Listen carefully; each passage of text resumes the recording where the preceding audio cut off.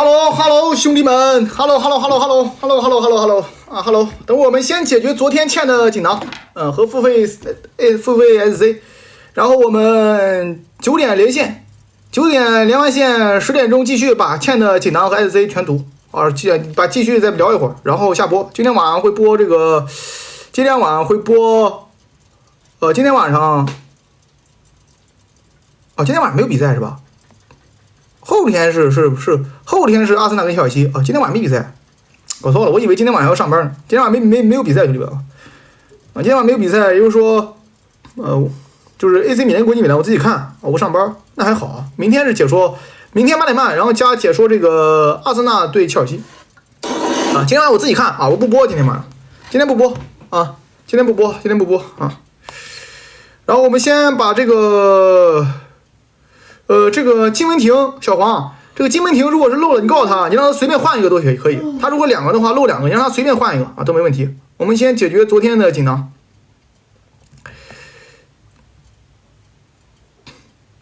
金文婷没漏啊，我这边都有他的这个漏的啊，都有他的这个视频啊，都有他的锦囊啊，没关系啊。考文垂赢了嘛？又没赢，你叫什么？我的主队有决赛踢，你的主队有吗？闹嘛？我的主队他在踢决赛哦，你的主队在踢什么赛？保级赛？哎，对吧？你应该叫什么？我的主队可能有冠军哦，你们的主队是不是4大皆空了哟？赢了就完事儿，是这过了一天还搁这点赞，兄弟们，给我这句话点赞，一人5个赞啊，一人5个赞啊，一人5个赞。我的主队进决赛了哟，你的主队在进什么联赛？进什么决赛啊？足总杯决赛，众所周知，含金量仅次于欧冠决赛，高于英超。感谢小易送的眼镜，那不比英超不得还高一点？击败的考文垂 CD 啊，先打考文垂 CD， 再打曼彻斯特 CD， 一人占2城，一己之力守护曼彻斯特的天空，一人占2城啊！在闲话小说里边，这不得是多大的爽文？不知道你们叫什么？下一个，这个一己之力占2城啊！别急，你们漏了应该都截图了啊，别着急，一个来。问到说你呢啊，瓜迪奥拉明年可能要走，分析一下我城以后的发展形势。瓜迪奥拉走了嘛？曼城以后的发展形势应该不会差哪去吧，对吧？也就是走曼联的路而已啊，对吧？也就是你最差走曼联的路，这有什么？对吧？玩流量嘛，挺好。曼城要玩切尔西的路，要玩曼联的路啊。不过以曼城的这个更衣室管理层啊，我估计是难。他的管理层很职业，他很难崩盘。他可能瓜迪奥拉走了之后，他成绩不会有现在这么统治力，2-3年之内可能会没这么统治力，但是呢。他是有着很强的这个叫做，用我话讲呢，有着很强的这个向上的属性的啊。这个球队未来也不差哪去。沃送你呢，起阿姆拉巴特伤了，今晚能赢吗？不赢了吗？打考文垂手拿把掐，对吧？先赢流量，再赢决赛，这就是属于曼联的胜利。先配合足总杯，赢足总演一波，抢了国家德比的流量，对吧？巴萨、皇马在曼联跟考文垂之面前黯然神伤。在最终点球大战战胜对手，进入决赛，与曼城会师紫禁之巅，对吧？势敌已弱，诱敌深入，围而不杀，最终一击致命，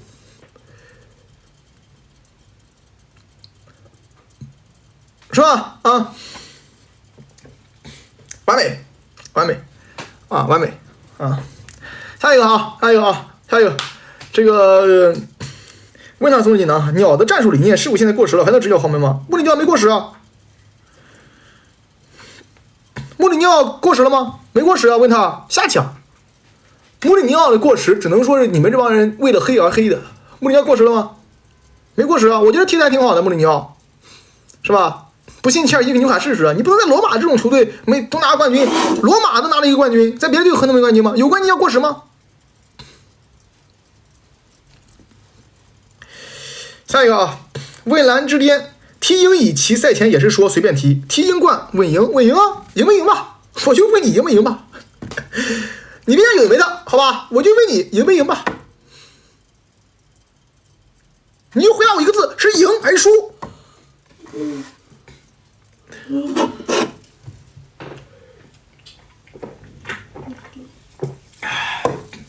你有没有烧水？少了，赢还是输？赢了还是输了？你告诉我，对啊，天命啊，是赢还是输？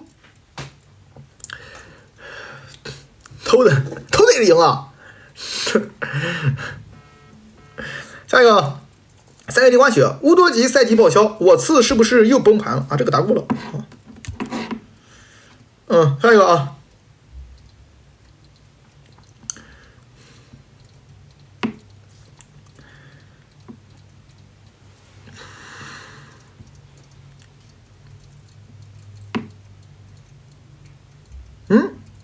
感谢这个烈吃性果汁送的旅行日记，感谢烈性组啊，感谢烈性组啊，感谢又送了好多礼物了，感谢你啊，感谢你啊。梦都不懂养猫，为什么要放你出去挣钱，并表示苏宁不缺200万？他原话这么讲的吧？他原话这么说的，这原话这么讲的。他说：“我为什么要放你出去踢球？万一你踢出来了，我不要负责任吗？”那我讲，那我让我讲。我说那你们给我我说那我这合同确实是跟别人有差距啊你耽误我时间啊，U21政策呀。那他给我来这句，我为什么要让你挣钱？跟我有关系吗？那我告诉他，我说那行，那我掏转会费是吧？我掏转会费他告诉我，他说我们不缺这点钱。然后后来才逗呢，后来不是破产了吗？解散了。我问他，我说那我这对吧？这该发得发呀。我说那他说没钱。我说那你不是告诉我你们不缺这点钱吗？就这种会先标你知道吗？就是我砸他脸上的那种感觉你知道吗？你能懂吗？不知道你们能不能明白那种会先标砸脸上的感觉？就是他跟我讲，他说他转会费的时候就是人家愿意付转会费，他说我们不缺这点钱，不缺这点钱。然后我问他要工资的时候，他说没钱。我说你们不是不缺这点钱吗？就是互相不要砸脸上的感觉。我去，我整个人不要了，爽。不要，爽，知道吧？就是互相不要砸脸上的感觉。我去，整个人我感觉，哎呦，那感觉你知道吗？整个人马上升华了。我去，那感觉倍儿爽啊！所以说这个东西，别说足球就是挺有意思啊，挺有意思啊，挺有意思啊。所以说你说我喷他俩，我知道啊，文涛，你前面2个我念了，后边我都给你放心吧啊，我都给你截了图啊，你放心，有1讲1，只要你在这送过锦囊，除了那种我不能念的，一念我就嘎了的，其他的我都会念的，因为我这个人呢是只要收钱就办事啊。你包括这12个锦囊，可能会等我9点钟连线不一定读完，连完线马上开始，今天必须给你们全部解决啊，兄弟们啊！我得真得给你们拍照啊！你知道我这个手在干嘛吗？你知道我在给你拍照，你看这个手夹在这，你知道在干嘛吗？可惜没法给你们看啊！知道我在干嘛吗？你别这样说，让人家会误会的。我这个手在给这个南瓜按摩肩颈。给他按脖子啊！上班上太累了是吧？用力好啊！陈芳，你别问我在面值。齐胜，你昨晚有躺着解说吗？木鸟昨天出现在利物浦比赛现场，是否意味着入驻利物浦？应该不至于。穆里尼奥可能要去西汉姆联，他不太适合利物浦啊，我觉得。穆里尼奥去利物浦不一定合适。穆里尼奥还是得去这个叫做这个纽卡、切尔西、利物浦这个队伍跟穆里尼奥不搭档啊。帅哥王主席送了锦囊，请问怎么委婉的开除工资高的废物及？你开除工资高的球员，你要付他钱的。这个东西我有1讲1啊，我是2码事。我也不喜欢工资高的球员，但是我告诉你，我是那种推崇什么呢？就是你签了合同就得付钱，因为这是你自己的选择，要有契约精神。比如说我要开除你，我付 N+1、N+2， 你该赔钱不就完了吗？这有什么不能开除的？老板开除员工，我就该赔钱就完了，有什么讲的？对吧？你不给钱嘛，你就耍赖吧，这不叫委婉不委婉？你自己就是被骂被喷，就应该的。范戴克斯说麦电池啊，昨天看了马龙让3追4夺冠，真的很感动，请其评价一下龙哥历史地位，算足球界的梅西吗？别这么讲，范戴克，你这是现在梅西风口浪尖上，你非得来一句你算是足坛上的梅西吗？你这是没找事儿，你换一个词儿，足球这个乒乓球界的乔丹 GOAT， 毫无争议的，我觉得是最佳。对吧？你这个给，对吧？你要是给龙哥给他往上架，那你不能给他，对，你不要用这个风口浪尖的人给他去形容啊。实力上面你用梅西形容没问题，他肯定给他肯定要开团，对吧？相当于这个乔丹，相当于乔丹。有没有后来者不好说，反正呢肯定跟前五，反正目前来讲我估摸是前5人了，因为我对乒乓球呢也略有了解，只能讲呢，我觉得应该还算是就是达到了这个历史最佳吧，历史最佳。下一个，这个 K 总送你呢，足总杯决赛你看好谁？考文垂有几率夺冠吗？考文垂有几率啊，跟切尔西踢复活赛，赢就夺冠。切尔西跟考文垂踢场比赛，好吧？曼城跟曼联直接投降。我代表曼市全部投降考文垂夺冠，闹马了，又来，足总杯决赛嘛，看好曼联嘛。一个憨憨胸子锦囊，威少球迷分析传侠，顺便评价77欧文和队伍。独行侠昨天比赛打的，我说实话这个东契奇怎么就会碰呢？东契奇我看他打了好几次球，他的节奏很好，但昨天打得不好。欧文昨天很强，单节20分，带不动了昨天那个快船那个威少太牛逼了。昨天你别看哈登分数最高，对吧？上半场拿20分，别看哈登感觉好像很牛逼，昨天威少绝对立天宫的，昨天威少绝对立天宫的。要是我来排，威少绝对居士，不说手工也是天宫。那精气神他妈没有威少那个精气神，哈登可能会软的呀，威少给他带的呀，精神领袖，精神属性。昨天对吧？威少昨天绝对是天宫，有一讲一。可能黑子可能不能理解，真正懂球的人都知道，威少这个精神属性在篮球界起了多大作用天宫，这个一个帅哥罢了停这个细雨中送了锦囊停你们俩停停，我刚才开团的再次警告一遍，再开我就给你干掉了不要在这开。等我连线的时候，你去人家的弹幕开，我管不了你。但是在我这儿停。还有呢，你们顶我灯牌，等我进连线的时候呢，也不要开团，对吧？大家和谐发言下一个这个鱼回不起说太对，再开就给你干掉你作为一个老惯犯了但是这一次确实非常义正言辞站出来，证明你有进步，很好很好下一个下一个低情商这个笑脸总低情商菜踢不上，高情商不想踢，什么玩意儿？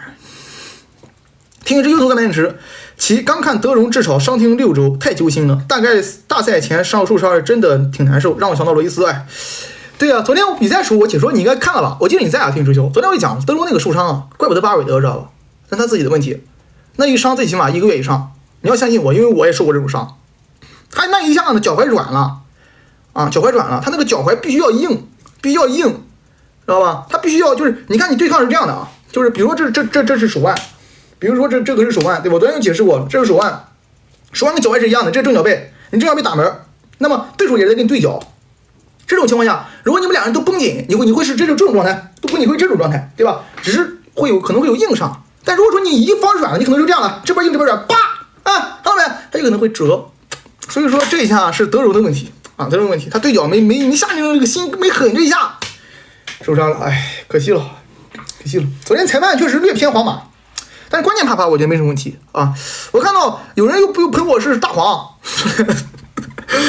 昨天我发完这个国家德比的这个比赛这个球评之后，有球迷说是大黄，说是黄狗之前不是皇马球迷说我是什么巴萨死忠，巴萨球迷说阿扎塔，我又成大黄了，这大黄这个昨天这个哨呢略偏皇马但是呢点球这个上面是没什么问题的为什么这个略偏皇马呢？因为逃了牌你看卡马布加那个球呢是有红牌可能性的你包括沃德里奇也逃了牌是吧？包括维尼修斯可能也逃了牌，但是呢点球判的没问题。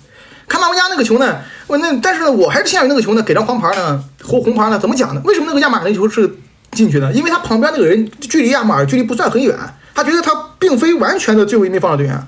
那你不能把欧冠直接套进去，欧冠那个规则还是不同的，这是第一。第二呢，就是你不能用一场比赛的裁判你不能用另一场比赛的判罚来界定这场比赛，因为每一个裁判他在一场比赛中的判罚尺度是不同的。我让你们能理解，就是在另一个90分钟之内，这个裁判员他可能判罚尺度比较严厉，但是他的标准是统一的，那么他就是一场公正的比赛。临场判罚可能裁判的判罚相对宽松，但他的标准也是统一的啊。那么它也是一场公正的比赛，你不能把上一场的这个比赛的这个感觉套到下一场比赛中，不能把上一场的判罚套到下一场比赛中，因为裁判呢他的尺度是不同的，但是他只要能保持一定的尺度，保持一贯，那么其实就没毛病。我不知道你们能不能一直能不能理解我这个意思啊？但是昨天这个比赛确实裁判要略偏皇马，略偏主队啊，这个是有一说一是这样的啊，有一说一是这样的。昨天是偏的啊，昨天皇马球迷自己都认，昨天确实逃了牌啊，确实逃了牌。我不是大黄啊，我是大魔，我是东方青苍，知道东方青苍是谁吗？东方青苍，我魔啊 ，EM 有东西呢啊。乔纳森戴维怎么样？适合阿森纳吗？阿森纳买这样的球员，我感觉现在也没有什么质的提升吧啊，我感觉现在阿森纳跟曼城可能要抢巴伊拉，阿森纳要买中锋。你是小黄是吧？小黄啊，阿森纳可能要抢这个，阿森纳可能要抢这个，我和曼城要抢阿森纳买中锋啊，乔纳森戴维看看吧，我觉得可能哲科泰什啊，可能或者巴雷拉这个球员可能会考虑。BRO 送了3点值。昨天阿森纳笑把大马丁点球大战挑衅对手，吃了第2黄，也拘了2点。曼联有自己的大马丁。哎，昨天他妈太骚了！昨天那个比赛啊，打完之后，对吧？好不容易赢了之后，哎呦，那哥们谁？那哥们谁？我看他我都难受。那个叫什么名字？霍伊伦德。赢了你就别庆祝了，丢不丢人？现不现眼？霍伊伦搁那对着球迷。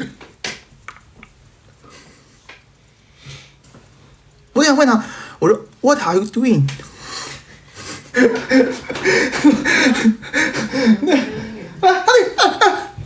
个干嘛？你要不要脸？不要脸！安东尼对着对面球员庆祝，证明华文华武他们俩门清，他们俩赢这场比赛非常光荣，因为他们的水平跟对手差不多。证明安东尼和霍伊伦就毕费没庆祝嘛，毕费觉得我比你高一些，我是英超球员，我是英超对吧？争冠球员啊，这个安东尼跟霍伊伦觉得我是英冠，我行是要庆祝一下。哎呦，这比赛庆祝人是不要脸！你看这个毕费、马奎尔，有人过来庆祝吗？顶级大战之后，你看那些真正的有红魔精神的球员，谁过来庆祝了？这比赛你赢了都丢人现眼啊！王楚宁忘写了，找那个小黄 ，H 小黄啊，管理员啊，这位管理员啊。下一个啊，这个每日酋长请问波切蒂诺推荐下一份工作去处？切尔西啊，锁死啊，100年啊。我车不很适合波切蒂诺吗？我觉得切尔西带波切蒂诺带挺好的。波切蒂诺今年的问题不在乎全是他，你领员也没帮他买人啊。其次呢，我觉得切尔西就算炒了波切蒂诺就请不里尼奥。硬讲的话，波切蒂诺、曼城、巴萨是吧？他适合带年轻人嘛，是吧？又是这个阿根廷人，对吧？跟巴萨还有羁绊，巴萨也可以，哎，利基，欢迎，好久不见了，你缓过劲儿了，利基，利物浦赢球你再出现，利物浦要输球你就消失了，是挺好的呀。我赢了，我为什么追的不好呀？我也没淘汰，你亚特兰大如果你赢了，你就在这种赢，你不也睡得挺好吗？我赢了，利基，我的球队有决赛踢哦，你的主队呢？利基啊，你来了，我问你啊，我的主队今年有决赛踢哦，你的主队呢，利基啊？好久不见，利基，好久不见，好有点，开玩笑啊！哎呀 ，EA 送的锦囊啊，旗帜岛，感觉弩子换回本菲卡的发型，身价还能涨。感觉这个对，应该是，我感觉弩子不应该不是换，是这个能涨，弩子是他只要能进球就能涨。利物浦这个球员还是蛮强的，这波球员利物浦这个努涅斯还是蛮强的。当然了，颜值在如今的足球的世界中非常非常管用，颜值。下一个啊，11度，其摩非争冠球队巅峰劳内和全勤必费，选谁作为核心？你不废话吗？你问这个问题在侮辱我。所有人都知道该选谁，巅峰劳内和这个全勤必费，所有人都知道选谁，只有你不知道。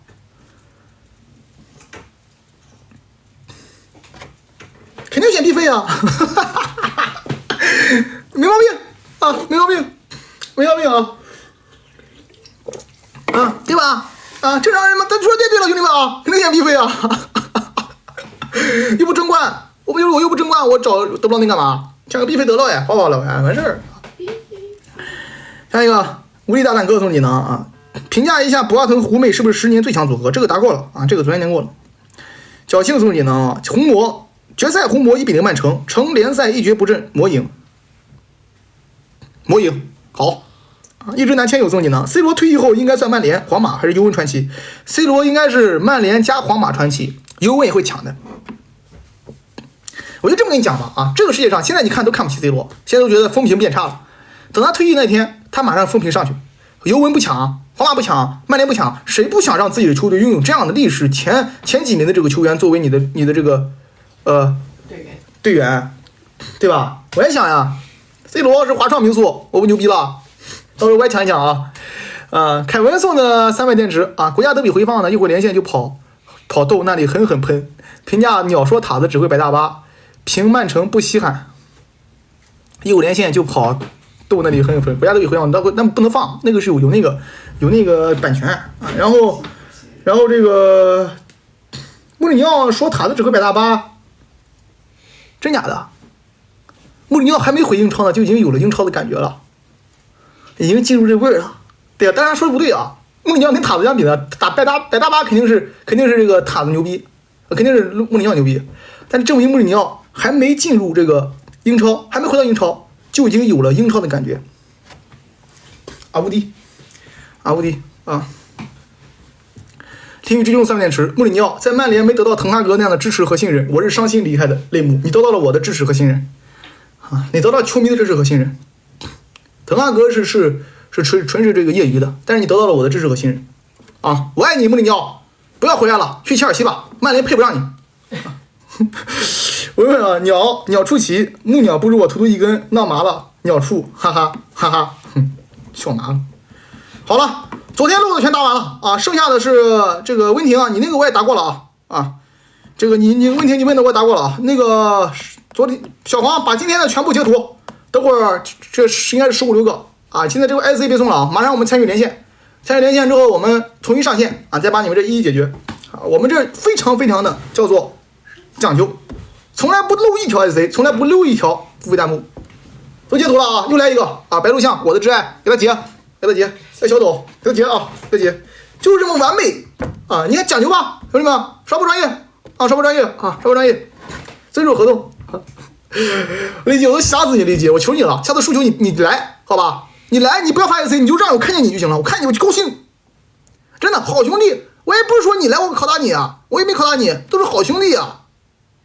先这样啊，专业兄弟们先下线啊，等我跟人连线了啊，拜拜，稍等，2分钟上线啊。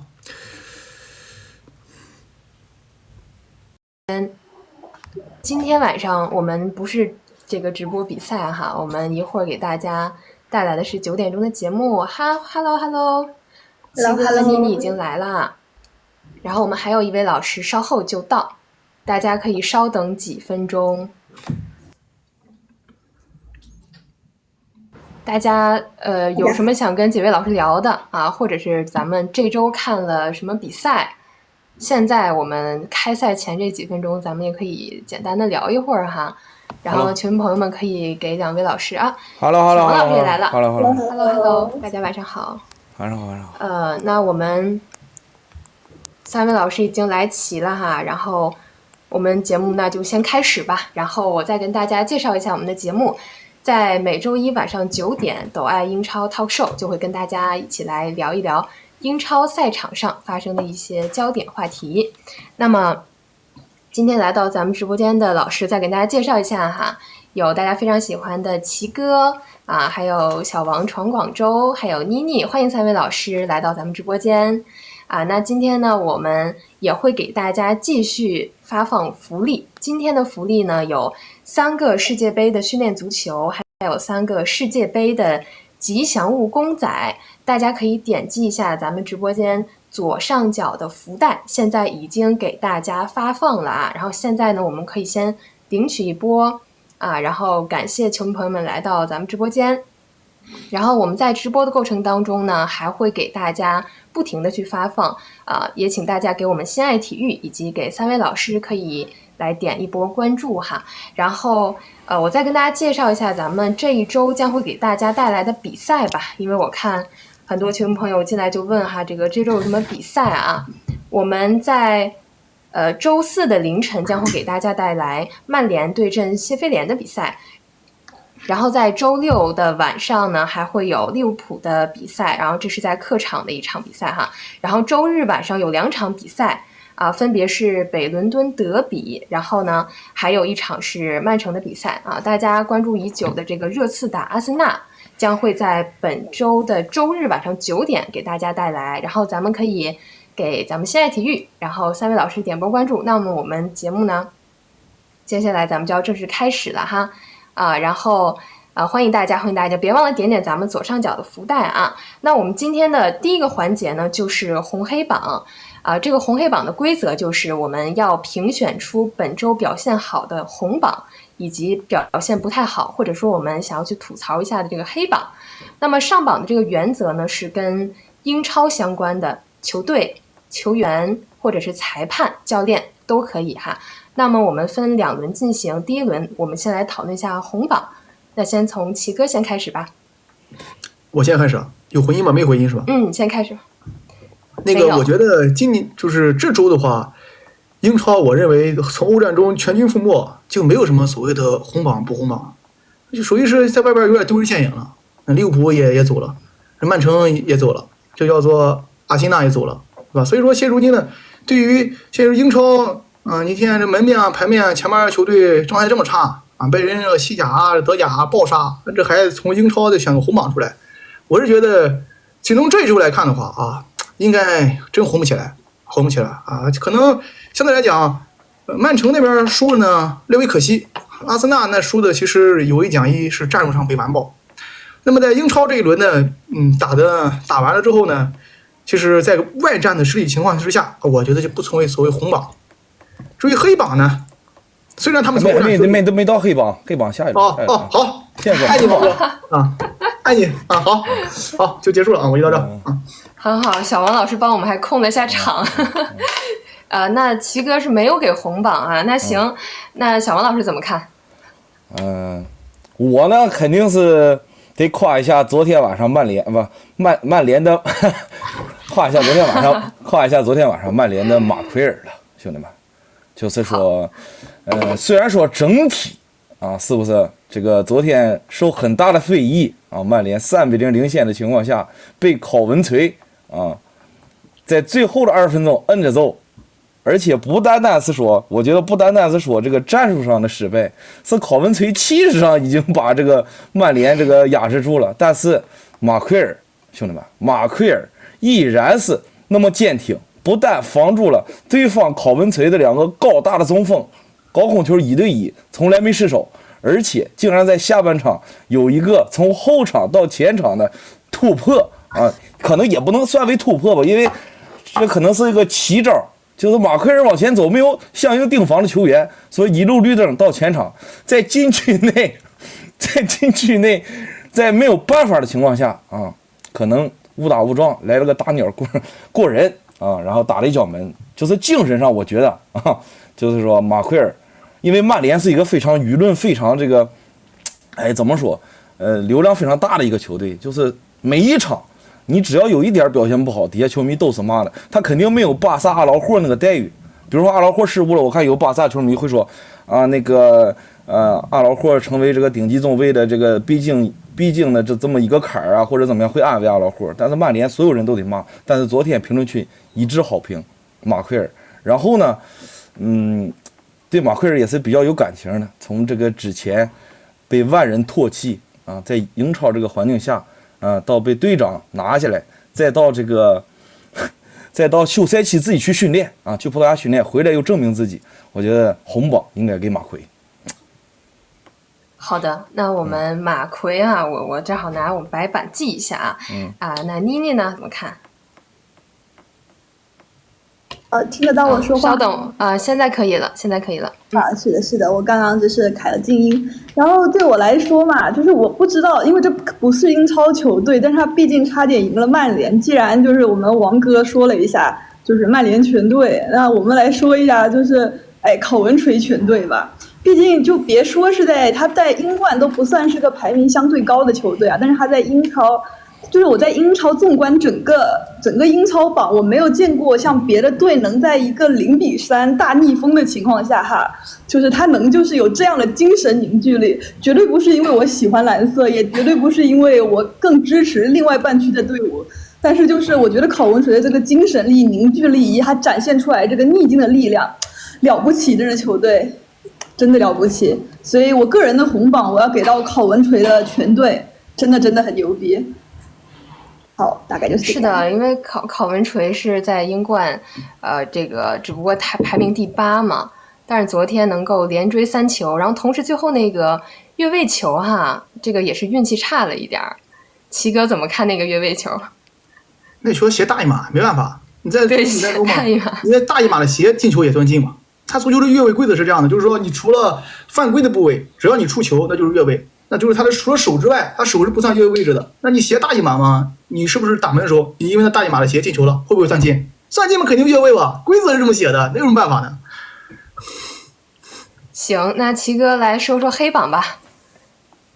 黑榜，那我就跟他们俩说的不一样呗，因为我知道他们俩准备说谁了，对吧？那我就讲呢，我觉得他们俩都是切尔西球迷，这我知道的，特别是王哥，死忠切尔西粉丝啊。但是呢，我觉得王哥对切尔西的这个期待值还是很高的，对吧？就是我觉得这场比赛呢，对于切尔西球迷来讲，还是觉得打曼城最起码有30%的希望啊。但是呢，其实一上场之后，我觉得看20分钟，我觉得切尔西就是这个没希望。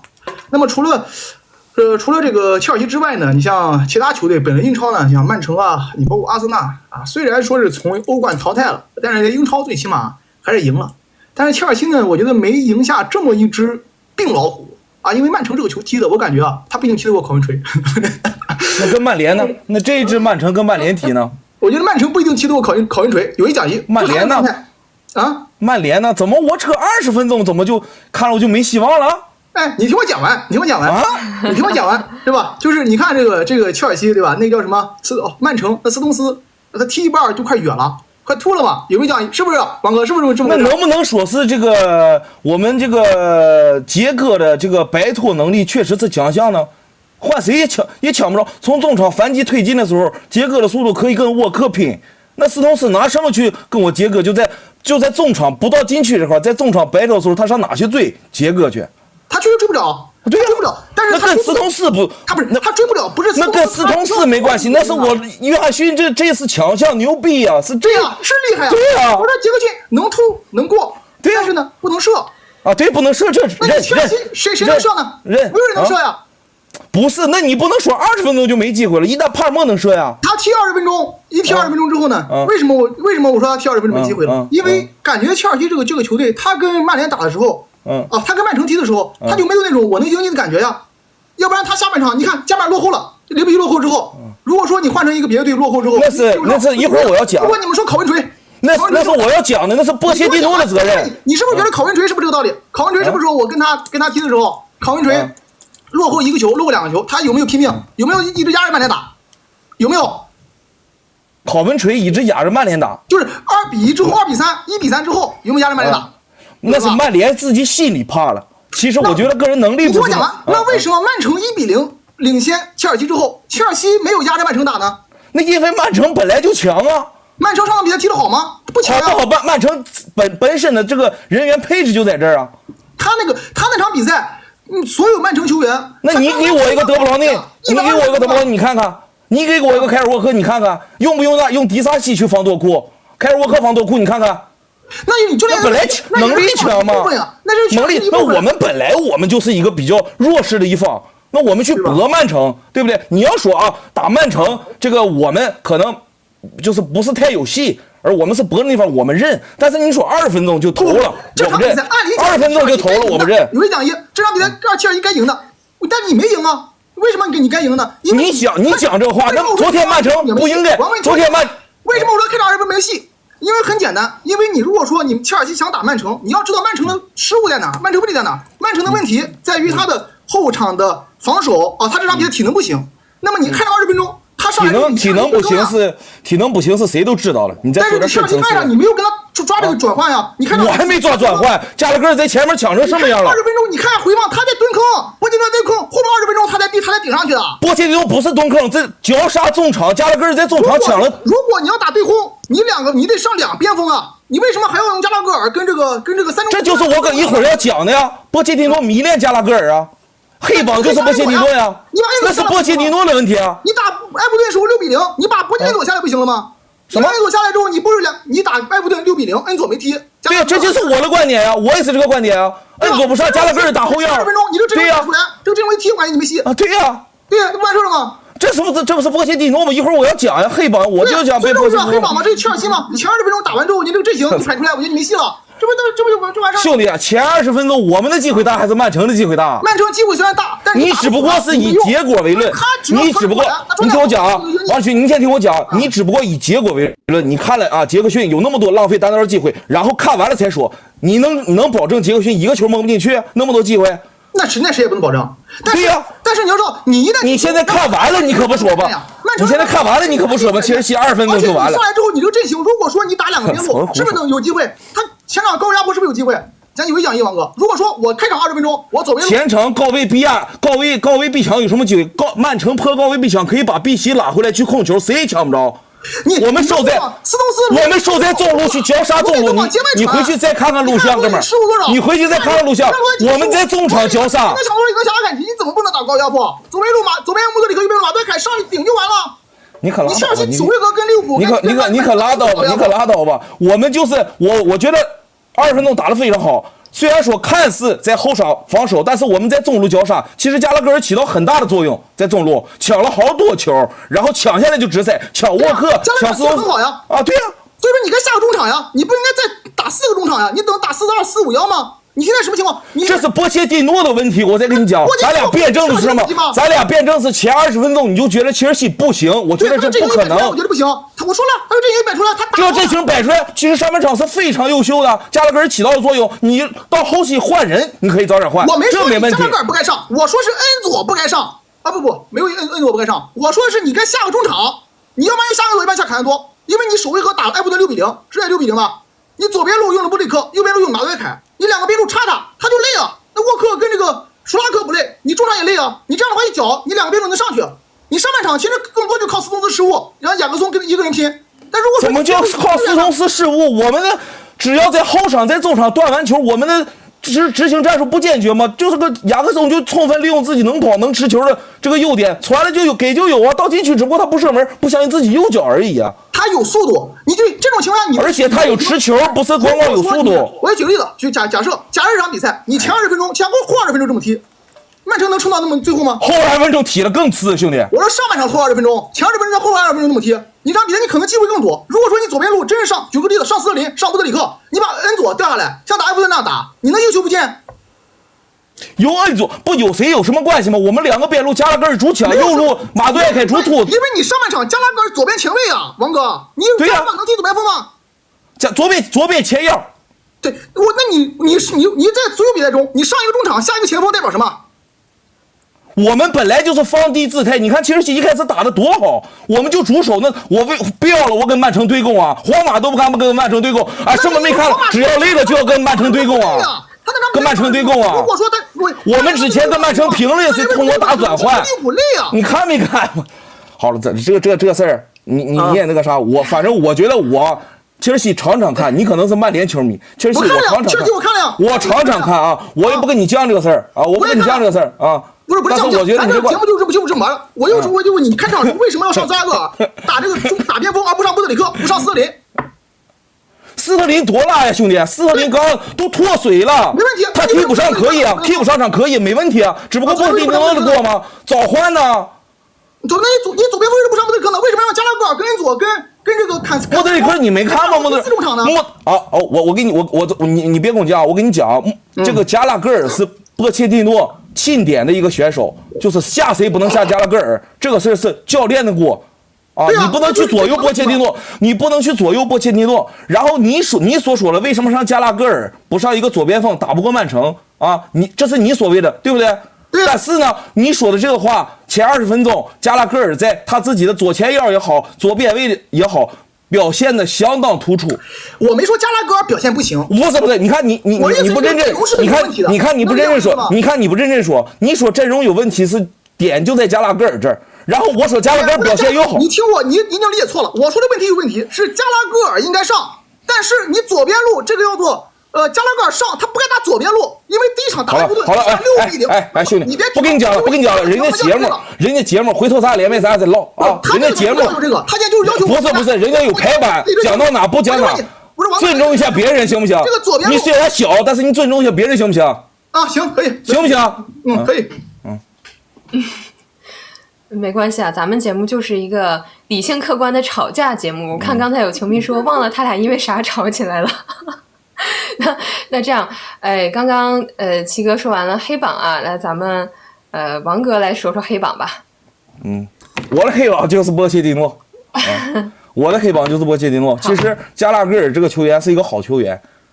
从在场上拼抢，在场上的这个精神力，包括他在可能刚刚也讲了打曼城啊，其实首回合打曼城他发挥相当不错，包括刚才讲了打曼城，他也这个付出了自己很重要的作用。但是呢，你把加拉格尔就当这个，比如我感觉波切蒂诺就迷恋加拉格尔，就把加拉格尔这一个好球员当一个这个靶子，让所有人去骂。因为加拉格尔确实努力是努力，拼搏是拼搏，但是呢，加拉格尔的能力上限就摆在那儿。你场场用，比如说切尔西是一个比较好，就是怎么说呢？这赛季可能不行，以后要往一个豪门，要回归豪门，前4欧冠的，你把加拉格尔打上铁主力前腰，特别是放在进攻这么重要的位置上前腰，我觉得是害了加拉格尔。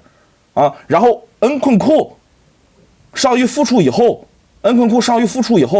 他宁愿让恩昆库做替补，也让加拉格尔去打前腰，啊，然后加拉格尔其实正常他打左边前卫没有进攻能力的，更多的还是去绞杀前场绞杀，加上没有进攻能力，他宁愿啊，比如说这个加拉格尔可能前腰的位置没了，他得让加拉格尔去打这个左前卫，啊，左边锋左前腰这个位置。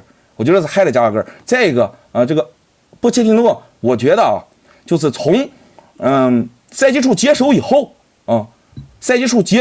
我觉得波切蒂诺就是拥有一个完整的这个训练啊，包括这个训练计划也好，这带队打比赛也好啊，现在看不出来。就是有一个完整的切尔西能构建了多少体系？你虽然说热刺可能伤病不好，或者热刺就是伤病原因也好，或者怎么样，但是确实看着热刺教练啊，这个能看出来他的打法战术是怎么执行的。你别管他极端不极端，现在就是我感觉波切蒂诺四不像啊，就是任意发挥去吧，主要是加拉格尔那个能上就行。再一个，波切蒂诺都能发明出什么战术？发明出科尔维尔。打身后打齐尔维尔的身后，一个边翼位身后就是齐尔维尔去当前锋去了，一看出不去球了，齐尔维尔拼命往前跑，科尔维尔打身后，让齐尔维尔去这个齐尔维尔他是一个比较平庸、比较均衡的一个球员，到前场没有什么说太强的突破能力，而且这样就是让齐尔维尔很累啊，受伤也就来回奔跑很累，然后他回防还回不来，所以说我感觉就是说波切蒂诺很大的锅，但是其实我觉得上一场打曼城，我觉得我挺满意的啊，除了我杰哥就是说机会很多啊，我挺满意的啊。好，那王哥觉得切尔西被淘汰还是应该波切蒂诺来背锅哈？那有请妮妮来说一下你的黑榜吧。哇，两位老师吵得好热烈，我很敬佩。那我就说一下吧。那我在这儿作为一个大家都知道我是车迷，然后我也为加拉格尔辩驳2句，因为我觉得加拉格尔首先他在就是我觉得面对曼城这场比赛，加拉格尔他作为这样一个位置，他踢的没有问题，就是其实能看得出来，这场比赛切尔西有战犯有很多，但是跟加拉格尔这场就是背锅背不到他身上。这把我们这儿战犯，凯塞多，但是我觉得凯塞多也不是最主要，大家最主要都知道我们的空门回传哥，我们的杰哥，切尔西的头牌战犯，就这个确实是有点问题啊。但我们就是我刚刚听说，这是其实说的是这一轮的红黑榜是吗？那这一轮的红黑榜，对啊，这一轮联赛的红黑榜，那我也就不多在这个足总杯，毕竟两位老师已经分析得很透彻了。那我来说说别的队的吧。别的队不知道大家有没有看这一轮联赛水晶宫的那场比赛？大家看到亨德森的表现了吗？我觉得在我心中这一周的红黑榜的黑榜，我会给到亨德森，因为他实在是那个乌龙球。懂都懂，我真的觉得亨德森配得上我这周的黑榜。那如果就非要说就是足总杯也算的话，那我的黑榜给到雅克松，毕竟门前回传哥这个东西，我是在门前亲眼看见他就是做了那一件事情的，包括他错失了3次机会。我真的觉得切尔西这支队伍目前来说，他并不是一个就是说面对一个残阵曼城，他能就是踢出这样表现的队伍，所以说我看不明白。但是就像我说的这个样子，我来说一下加拉格尔吧。他毕竟上赛季在切尔西啊，他之前一直是作为一个替补的身份存在的。他这个赛季其实一直被拎到首发的位置上来说，我觉得是有点为难他，因为他自己个人定位其实并不是这样风格的球员。那我认为加拉格尔如果在之后恩昆库回来之后，我觉得加拉格尔应该还是要转去替补啊。但是我是非常不希望这个球员卖去热刺的 anyways。大概就是这个样子。好，那因为妮妮经常在现场看球是吧？那你比如说在现场看到像雅克松出现这种门前回传呐，或者单刀不进这种情况出现，一般现场球迷会作何反应？现场球迷吗？就是刚刚断了一下。就是因为首先这次足总杯啊，就给我安排的位置，我是在曼城区的球门后面，所以我背后其实全部都是曼城的死忠球员。我在门前看雅克松没有进去的时候，我被后面的欢呼声震翻了，我真的被震翻了。就是谁都没有想到这一个球，大家都以为是必进的一个球能踢丢。那切尔西，我真的会觉得切尔西的球员应该很失望。但是说实话，这个赛季雅克松除了前几场他的表现还不错，导致大家对他的期待变得很高，但是在赛季初他刚来的时候，这个情况其实非常非常常见。所以我觉得车迷其实心里是有一个预期的，一个预警的，习惯了，都懂。好，那我能再说两句行吗？可以。我给弹幕说两句啊。那个别带节奏，我跟王哥我们俩很熟，所以说这个在这个节目上我们俩对喷两句没什么，因为我们俩私底下就是经常在一起玩的。但是在这个节目里面呢，第一呢，我们要考虑到节目效果；第二呢，确实在足球战术层面上有任何的不清楚或者不理解，或者说互相之间有这种争吵啊，这是很正常的一件事情啊。君子和而不同啊。但是呢，我要再把我刚才这个关于战术层面上我再讲一遍，因为呢，其实我觉得他不理解我的意思了。为什么我说开场20分钟他就不行？因为我一看他这个首发阵容，我就知道你波切蒂诺上来是怂的。为什么呢？因为你切尔西这个队伍，如果说你想打进攻，你要真跟他拉体能，你左边后卫应该有切尔维尔，而不是应该用库库雷利亚。你用库库雷利亚，就是因为你想要在后边多一个防守队员，而少一个前插的边后卫，因为切尔维尔进攻属性要比库库雷利亚强。这第一。第二，我没有说加拉戈尔不行，这场比赛我说了加拉戈尔表现很好。我的意思是什么呢？我的意思是你就不该排出一个4中场的阵型，你相当于3拦截，对吧？坎恩多、恩佐加上加拉戈尔3拦截，前面放一帕尔默，然后最前面顶一贾克松，相当于呢然后加一马杜埃凯。马杜埃凯其实这场比赛他的发挥在面对沃克的时候，他的这个确实属性不行，他突不了沃克，也就是说你把所有进攻压力在反击的时候都交给了雅克松一个人。那么这种情况下，你如果打埃弗顿那场比赛，因为上场比赛你踢埃弗顿，上场比踢埃弗顿6-0，你踢埃弗顿6-0怎么踢的？你左边路和穆德里克和右边路这个叫做马杜埃凯，你两个边一起飞，前面放个帕默，对吧？你前场完成抢断，马上就形成一次阵地进攻。所以说呢，我是讲的是，如果说你现在这个阵型，你上场比赛你就是恩佐没踢，刚刚伤好，不要让他上了，加拉戈尔撤回来，跟凯莱多双拦截，你去抢德布劳内，去抢这个，给他疯狂上动作，给他上压力，然后两个边前卫撤回来，进攻时候再收上去。你包括你左边后卫，你如果想攻，你可以上齐奥威尔，你给他拉，你会把所有的威胁球全部出在雅克松一个人身上吗？你本来就知道这个球员他射门不靠谱，他主要还是靠突破、靠传递、靠挤压。因为这个球员他其实能力很强，他在比亚雷亚尔的时候号称叫皇马杀手，为什么？他有拿球、有突破、有转身，你一对1真不好防他。但是他打门不行啊。你现在相当于你前面进攻手只有一个帕尔默，帕尔默还是在他重兵围剿当中，你后面放了3个安杰。如果说你把恩佐下去呢，有一讲我也不怕什么了。如果你把恩佐拿下去呢，你用凯恩多加一个上场比赛埃弗顿的首发，这2个人去搅福登搅德布劳内，前面放个帕尔默，两边一上去，你这个阵容会不会比现在好呢？所以前20分钟看下来，你就是切尔西就是怂了呀。不行，怂了啊！好，不行就是怂了。好，你好了吗？你好了吗？啊，你啊，我跟你讲啊，首先啊，马对埃凯和沃克不对位，哥们儿，马对埃凯和沃克不是对位的啊。然后第二啊，就是上一场，你听我讲完，上一场啊赢埃弗顿，表现好的不是说马对埃凯和穆德里克或者谁，表现好的是凯塞多。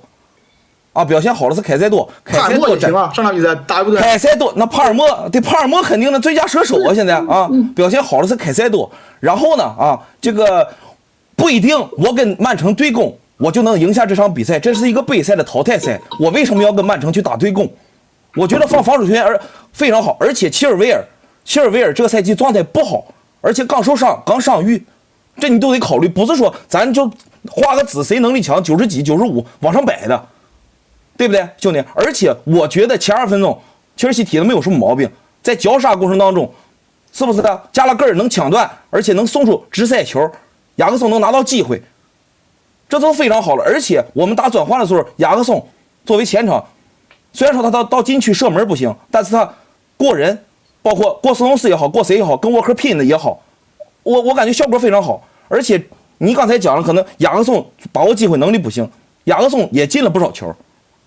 也进不了，只不过左脚是他的可能心理素质不行，左脚是他的命门，对不对？那你可能看完这场球了，反过来再推，明知道雅克松不行，当雅克松单刀的时候，谁敢说那个球雅克松不进呢？对不对？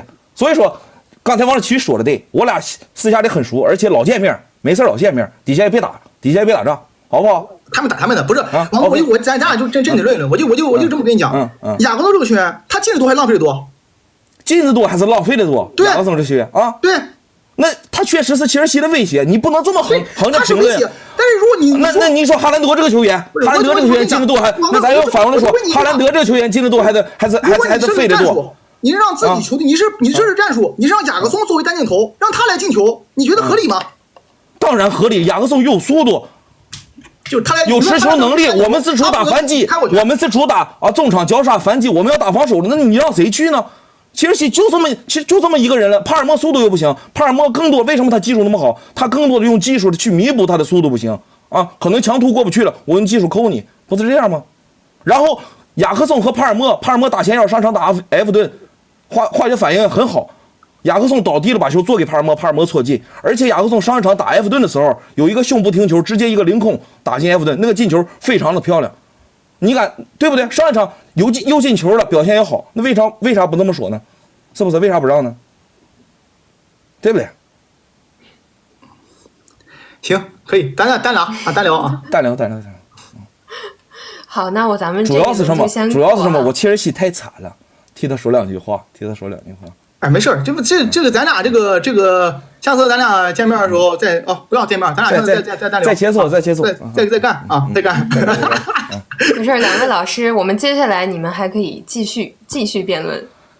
大家可以给几位老师点点关注啊！刚才这波辩论非常激烈，非常精彩。然后呢，可以点下咱们左上角的福袋，领取一下今天给大家发放的有3个世界杯训练足球，以及3个世界杯的吉祥物公仔啊，在我们直播期间不断的给大家进行发放。那咱们下面的主话题，我们今天要讨论的就是还是关于英超的哈。在英超赛场上，大家觉得孙兴民和萨卡谁更强？那球迷朋友们也可以参与进来，咱们就可以在我们弹幕区可以发一下大家的选择。然后首先来听听3位老师的一个选择吧，看看这2名球员的一个投票占比是怎么样的。七哥选谁？我觉得这个问题呢，首先问出来，我觉得这个我又讲一个，对，我也走来咱节目。我觉得这个问题呢，你得分时间段，对吧？如果说是在孙兴敏金靴时期，那还没萨卡什么事儿呢。但如果说你萨卡现在还未到巅峰啊，如果说我们看这个赛季，那你要这么比的话，只能看这个赛季。这个赛季咱们就看这个赛季，对。我这个赛季，我个人觉得，还是萨卡好一点，因为孙兴慜呢打前锋，他刚开赛对吧，打前锋对手没研究透，但是呢到目前为止，孙兴慜在前锋位置上已经被研究透了。他现在因为这次没中锋，他打前锋前面有支点，给他往外一怼，他现在整个人不敢背着拿球。但是那么他作为前锋的位置，他现在呢就是进球啊、效率等等，其实也就比萨卡多几个。那萨卡呢，他这个功能呢更像是一个边前卫，而且萨卡的防守时候是落回边后卫阵型的。你看到他防守时候，他是落在这个本怀特身边。所以说萨卡呢，他在右边路，他有着更多的拿球、内切、接转，跟这个厄德高跟本怀特之间的传接配合的。他相当于阿森纳在右边路的一个叫做绝对核心点啊。那你再加上现如今阿森纳在欧冠中，其实面对拜仁慕尼黑，我觉得阿森纳输的并不耻辱啊，输的我个人感觉颇为荡气回肠，因为图赫尔蹲了2个坑，对吧？那么阿森纳的也是萨卡在面对然后萨卡呢，在面对阿森纳的比赛当中呢，也是做出了这个叫做萨卡在面对拜仁的比赛中，也是做出了很多的这个突破，很多的过人，很多的穿插。我是觉得萨卡在今年的表现里边，还是要比打前锋的孙兴慜要好很多。孙兴慜毕竟老了，有一讲一，孙兴慜的这个年龄差距，年龄还是展现出来了一定体态啊。对，因为刚刚齐哥也聊到，就是其实他们2个的进球数现在是基本差不多。孙兴慜这边更多一点，15球9个助攻，然后萨卡这边是14球8个助攻。然后我们也可以从在球队战术地位上来聊聊这2名球员也是可以的哈。那下面请王哥来发言吧。萨卡和孙兴慜这2名球员，萨卡毋庸置疑冉冉升起的这个希望之星，而且。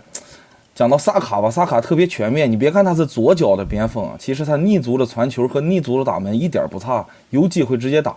萨卡我认为，就比身体素质来说的话，可能跟登贝莱啊、跟姆巴佩啊，包括跟一些就是绝对的，因为萨卡也算是这个，世界上少有的了，现在能原地站着当包点的啊，破密集防守包点的。但是我认为萨卡强在哪？萨卡球商就是决策能力。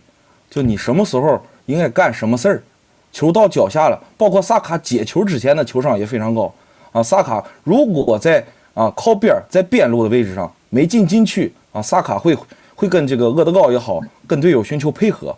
萨卡有的时候那个球传的，就是就为什么讲萨卡厉害？那个球传的就是领着自己的队友把球传过去，他就马上跑位。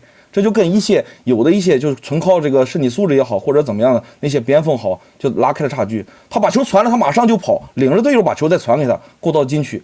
然后萨卡有一点非常强是在哪？如果萨卡在右路的位置进到禁区以后，他会果断的选择过你啊！无论是下底右脚传中也好，或者内切左脚打门也好。所以说我感觉萨卡的这个球商是非常高的，而且萨卡过人。其实以前可能大家觉得萨卡跑得挺快的啊，这个萨卡也从最开始的说碰他一下就倒啊，成长的身体也壮了，现在对抗能力也强了。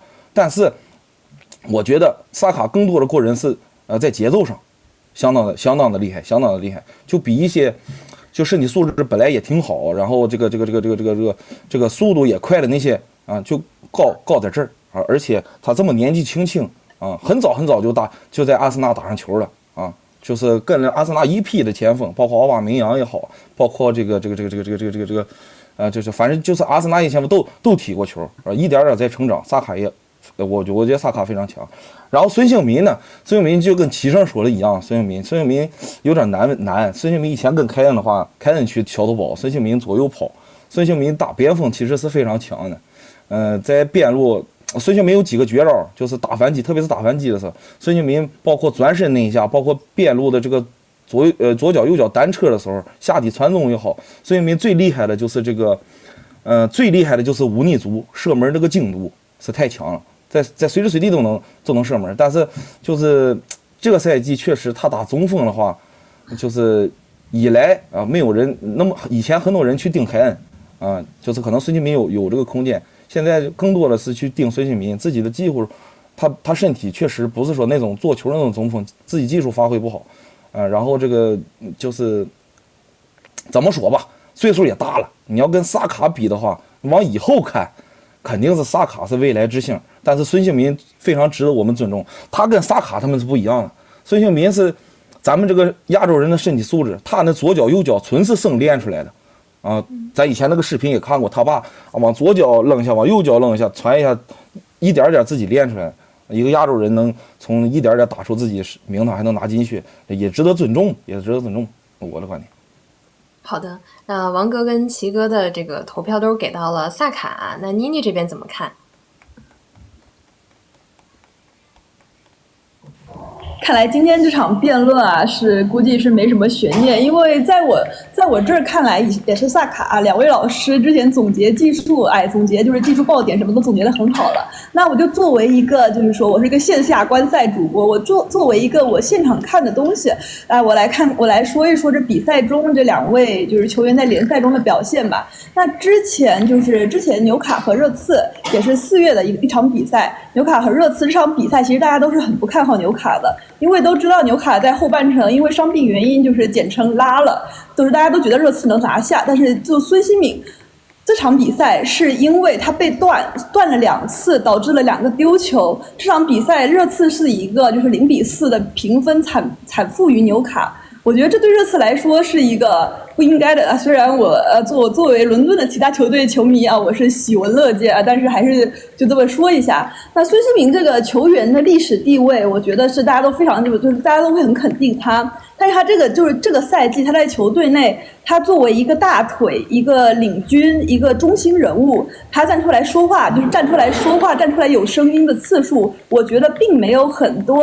相反是萨卡这赛季在踢大小比赛中，都还是我觉得有水花、有声音的。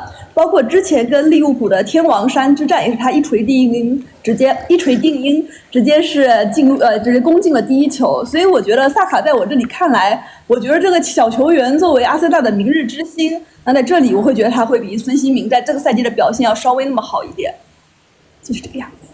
好的，那萨卡是全票都给他了。那如果说我们就未来英超争冠最后这个阶段来看，大家觉得萨卡或者说是孙兴民他们2位谁能够在球队当中起到一些比如说一锤定音的这种能力能够决定球队未来的争冠的走势呢？还是齐哥先来吧。热刺还争冠呢？热刺争不了冠了呀。他们不争冠，争争别的也行。曼联还能争冠，热刺没争冠了，曼联还有最后争冠军呢。怎么讲呢？我是觉得这个赛季到目前为止有一讲一，现如今英超冠军基本上曼城不犯错就是曼城了。为什么呢？阿森纳很难，阿森纳后边赛程太差了。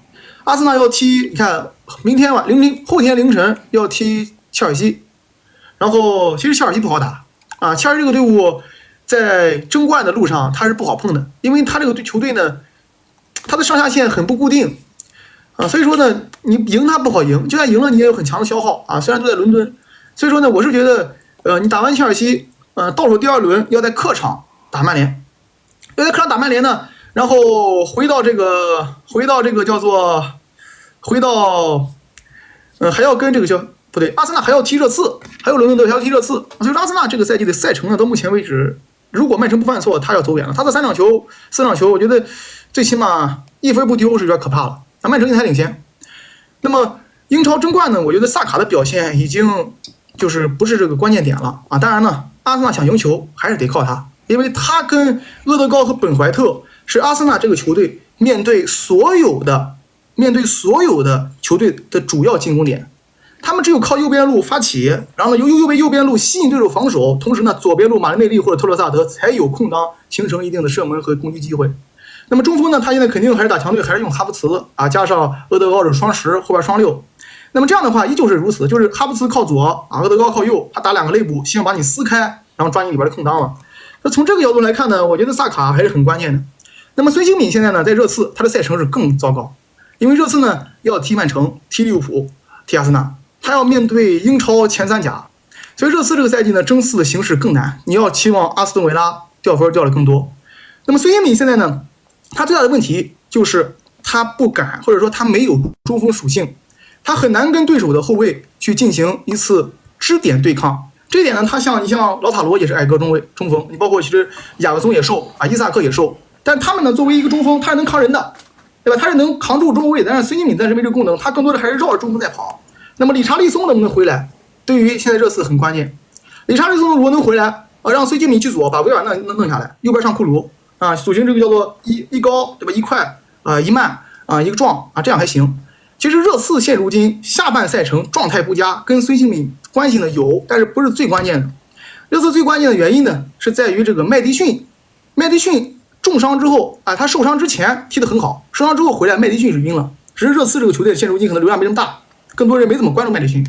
麦迪逊呢下半赛程踢得很差，导致他前场少穿插。孙兴民呢跑到空当里呢，这个球也传不过来。那么他除了跑空当，他没有别的中锋属性。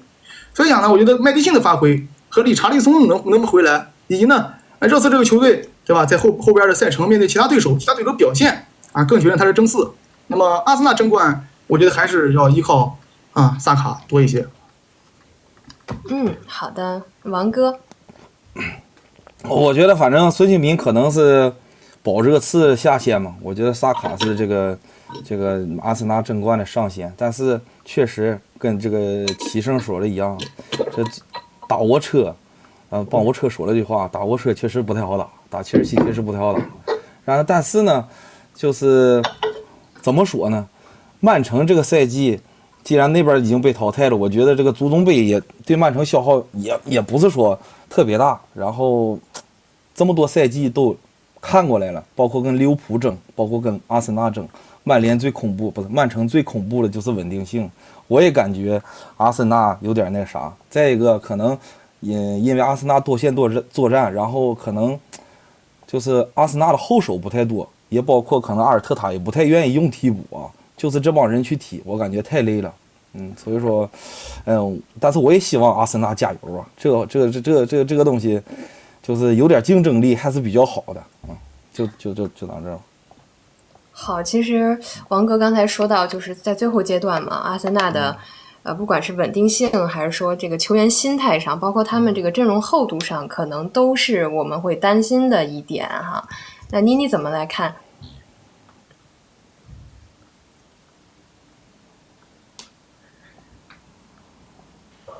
不好意思这个花了点时间把这个东西解除。然后就是大家看就作为一个身份或者说是一个球迷本身，我坐在这儿，那我肯定我不能说阿森纳怎么样，我心里我肯定是支持曼城去夺这个冠军的。阿森纳我主要是觉得阿森纳就是根据我本身这赛季的看着几场阿森纳的比赛，我认为阿森纳有几个球员他是存在一点神经刀的性质的。所以我会有点去担心阿森纳接下来的比赛。说实话，因为利物浦、阿森纳和切尔西三支队都是几乎可以说都是爆冷的，从欧战中被推出来了。那现在联赛的强度将会变得很可观，而曼城它现在其实它的板凳是非常完好的。就虽然说经历了点球大战之后，但是曼城的板凳厚度是 OK 的。那我是认为，对不起，我刚可能口误了。我是说这三支队伍都是从欧战中是被踢出来了，那他现在是可以专注联赛，那这种联赛强度就很高的情况下，我认为曼城作为一个整体的阵容厚度和强度都更好的一个球队来说，我还是看好曼城能夺冠。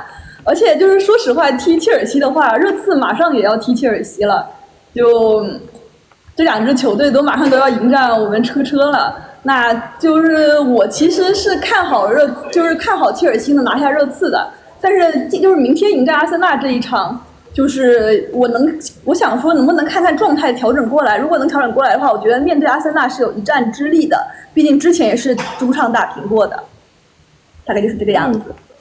好的，那我们这一轮先过哈，然后大家可以给心爱体育，然后给三位老师来点一波关注，可以再点一下咱们左上角的福袋来领取一下我们今天要给大家发放的福利。同时呢，再跟大家预告一下我们这周将会给大家带来的哪些比赛。我们在周四凌晨呢会带来曼联的比赛，周六晚上有利物浦的比赛，然后在周日的晚上呢会有2场，一场是北伦敦德比热刺对阿森纳，还有一场就是曼城在客场来打森林然后感谢大家可以给我们直播间来点点关注那接下来呢想跟几位老师来聊的一个话题就是其实我们刚才也提到嘛，因为欧战咱们英超这3支球队现在都已经是出局了大家觉得到底是谁的锅？那他们内耗的根源是不是英足总？有一讲一啊，那我先开始，我先开始是吧？好，对。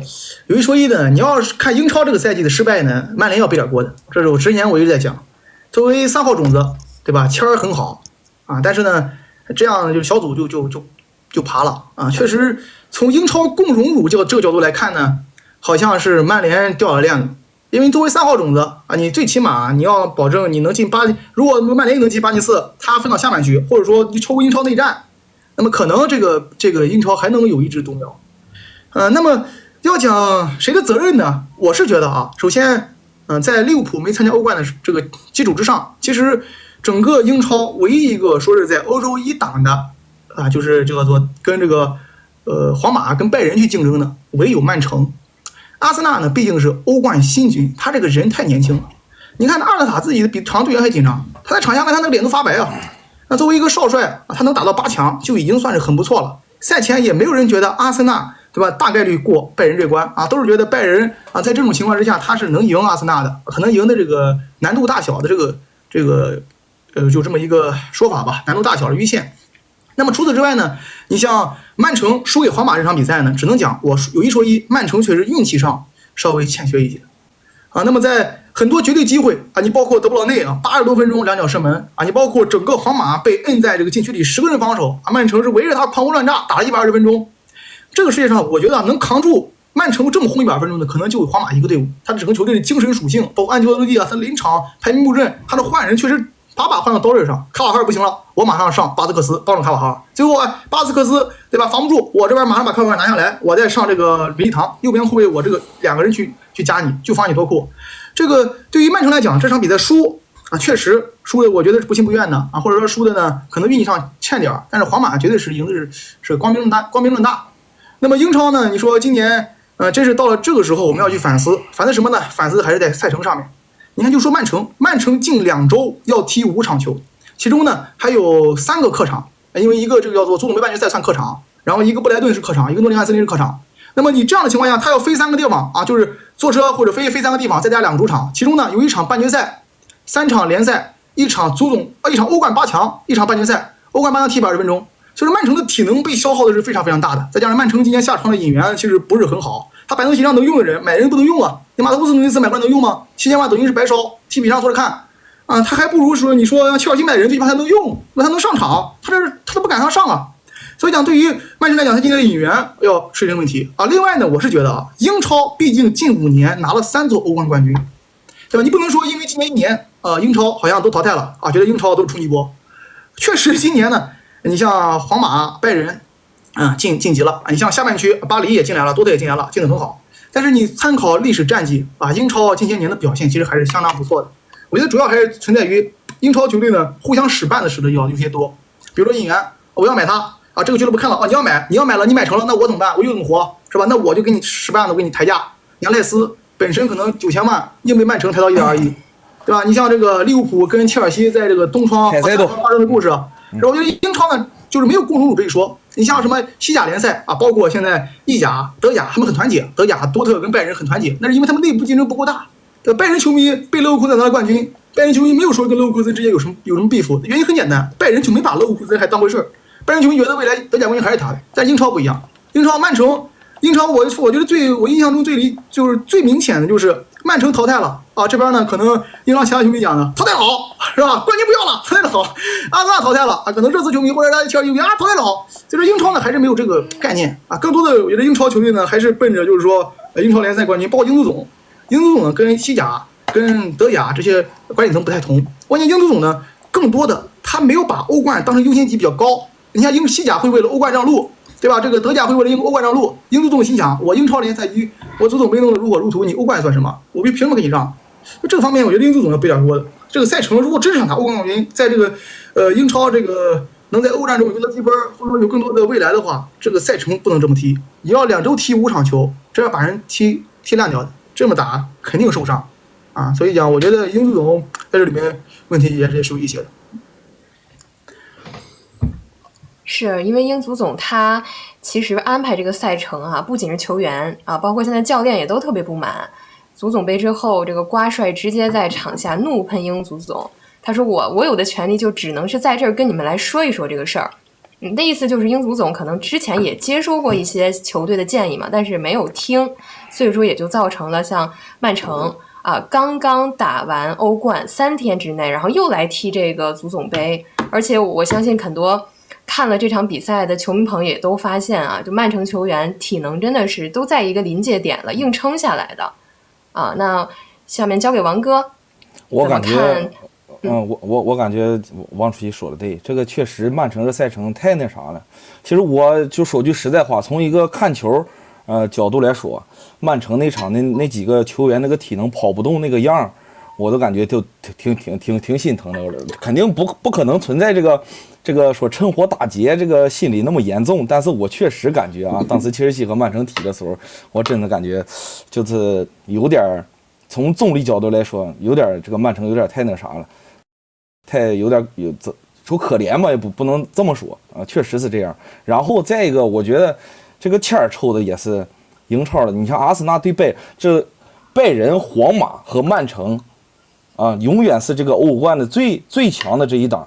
那么倒霉在哪呢？曼城又抽着皇马了连续那么多的赛季抽着皇马了。然后呢，阿森纳抽着拜仁了，而且拜仁这个赛季又是这样联赛无欲无求了，专心就剩一条线了。我线下我有很多拜仁的朋友就是拜仁球迷的朋友他们就那肯定是专心要打这个，就是抽完签赛前我直播的时候也好，我跟我朋友也说，我说阿森纳就是哎呀，能不能就放弃这个欧冠吧？我觉得就是说当时因为毕竟有领先的优势在联赛里，就去年已经折了，今年能不能说这个咱别太注重这个欧冠了，就是把这个联赛先保住再说，就是不能一口吃个胖子，慢慢来，这是我赛前的观点。确实打拜仁也不好打然后怎么说呢，就是可能也是想要点流量嘛，因为现在所有5大联赛的这个第一，像昨天皇马又给这个巴萨这个又赢了，绝杀了，然后没啥太大的悬念。现在就剩英超为什么那么火？为什么那么多球迷看？为什么关注度那么强？就前3的这个球队每一场球所有人都在盯着看谁掉队了谁不掉队了。可能英足总我不知道但是这个足球这个东西我不知道他这个裁判是带任务是不带任务，这球迷经常就说带着任务，就是临近最后的判罚有的时候也就是你要想往那块想的时候，他可能也还真的就往那个，我不知道你们懂不懂我说的什么意思就想往这块想强行制造悬念，那你往那块想他还真能想得通反正我觉得再就有包括打亚冠也好打什么就是国际比赛也好，那国内的赛程是不是基本上跟对方俱乐部友好协商一下，足总也可能就基本上开绿灯不知道为什么就强行干得那么激烈，这也可能是这个英超比较火的这个原因吧。好，你怎么看？那我也来说一下，就是说对这3支队伍目前的看法吧。我之前是提到爆冷，是因为作为上赛季我也看了德甲的人来说，我实在觉得这2个赛季的拜仁在德甲联赛中甚至都不算是特别无敌的一支队伍。所以说，如果阿森纳要想战胜拜仁，我觉得这是他就是绝无仅有的机会，而且就是以阿森纳之前的联赛状态下，我甚至觉得他是可以拿下拜仁的，是很好的机会，但是他没有拿下，因为这赛季的拜仁，首先他在国内的联赛中就并不是属于一个不败的地位，之前甚至是被多特时隔多年的击败了，所以我甚至觉得阿森纳也可以，就是说也是报仇嘛，那还是挺期待这样的剧本的，但是就是没有发生。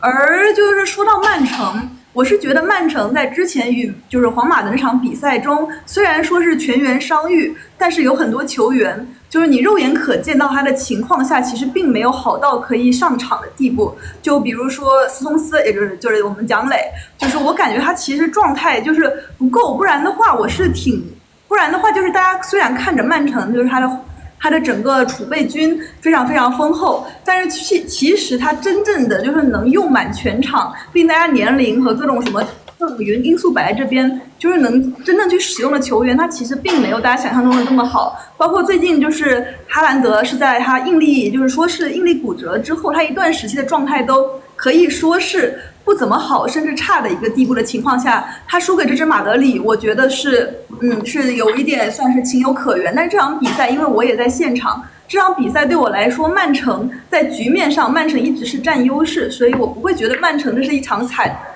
败。我觉得它就是一场就是势均力敌，但是因为皇马确实是因为站到了最后而拿下了比赛。而面对切尔西这场比赛中，就是怎么说呢？曼城他阵中是有就是4-5位是在上场比赛中上满了120分钟的球员。那我是觉得切尔西在这种情况下没能拿下曼城，就是也是非常非常的让人觉得就是毕竟这个赛程安排，就像2位老师说的，赛程安排非常非常的紧张的情况下，这是对着切尔西来说也是一个好机会，但是切尔西没有抓住机会，这也没有办法。那毕竟比赛就是这个样子，而赛程确实对切尔西、曼城都很不友好。切尔西也是2天之后就要踢阿森纳，所以说这赛季的赛程是真的非常紧凑。那我们觉得确实是会推到英足总上面来一点点吧，对我来说大概就是这个样。英足总其实也算是做了点让步，因为他现在说把这个重赛给取消了啊，但是另一方面呢，又说这个以后没有冬歇期了啊，这个问题我们来看，可能现在也不知道到底是个好事儿还是坏事儿啊。那我们刚刚也聊到，就是像现在英超的球队，之所以在这个欧冠啊，包括欧联出局之后，可能也会受到一些其他联赛的球迷的诟病，说啊，你称为这个第一联赛，那么你连这个欧冠踢不下来，对吧？可能也会受到一点压力。但是目前呢，我看到这个德转上面球员身价啊，英超球员这个身价确实是比较高的啊。像你看足坛前25名，英超是占了10多人，然后呢，这个身价超过7000万的50名球员当中，英超球员已经超过一半了。各位老师怎么看？觉得英超球员这个身价，合不合理？还是我先开始啊？我觉得身价合不合理呢？这个你得看他的成绩啊，包括他这个联赛的营收状态。你比如说，你看现在身价最高的，我没记错的话是贝林厄姆，然后贝林厄姆、姆巴佩和哈兰德1.8亿，然后呢下边一个是维尼修斯1.5亿，然后再往下应该是1.3亿。你像1.3亿。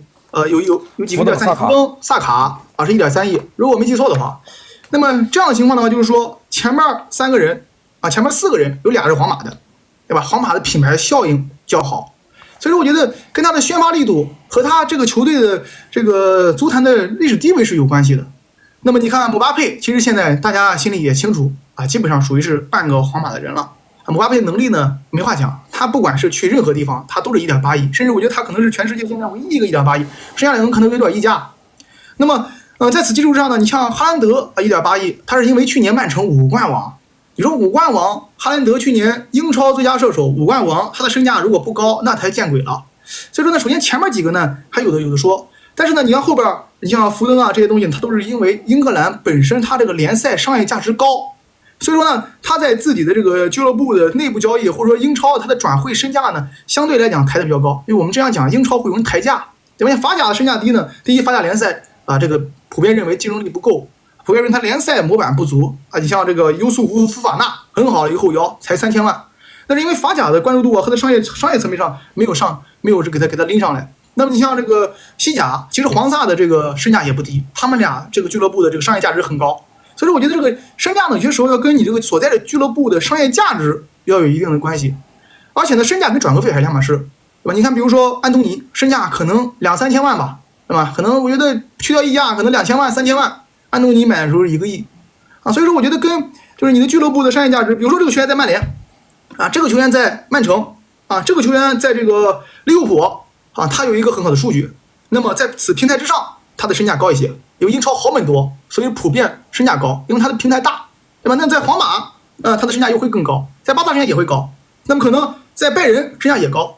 我觉得这个还是基于英超的本身的平台够大，他的球队呢能够，你看他的豪门更多所以说你感觉这些球员的核心球员身价都往上涨。这个呢，我不觉得是什么水分不水分的，因为我感觉全世界除了姆巴佩之外其他球员或多或少，除了那几个工兵型的，像赖斯、罗德里这样的、巴尔韦德这样的。或多或少都有点溢价吧，谁也别说谁。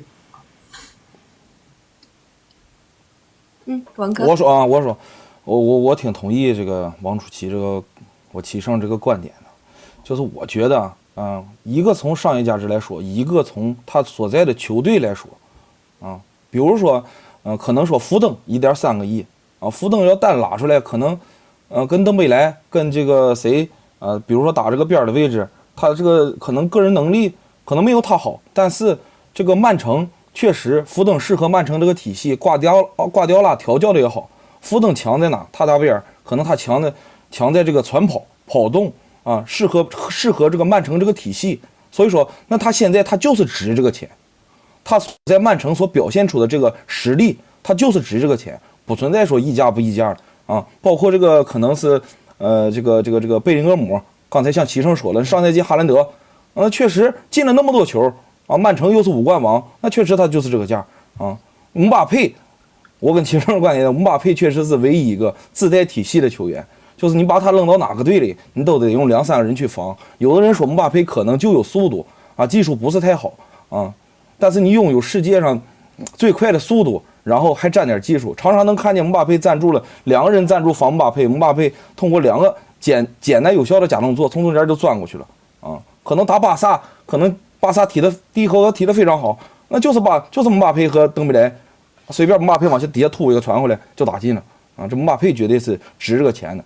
那我的观点就是说，他确实在他的球队里发挥出这个1.3亿、1.8亿这个价值所以我觉得是值的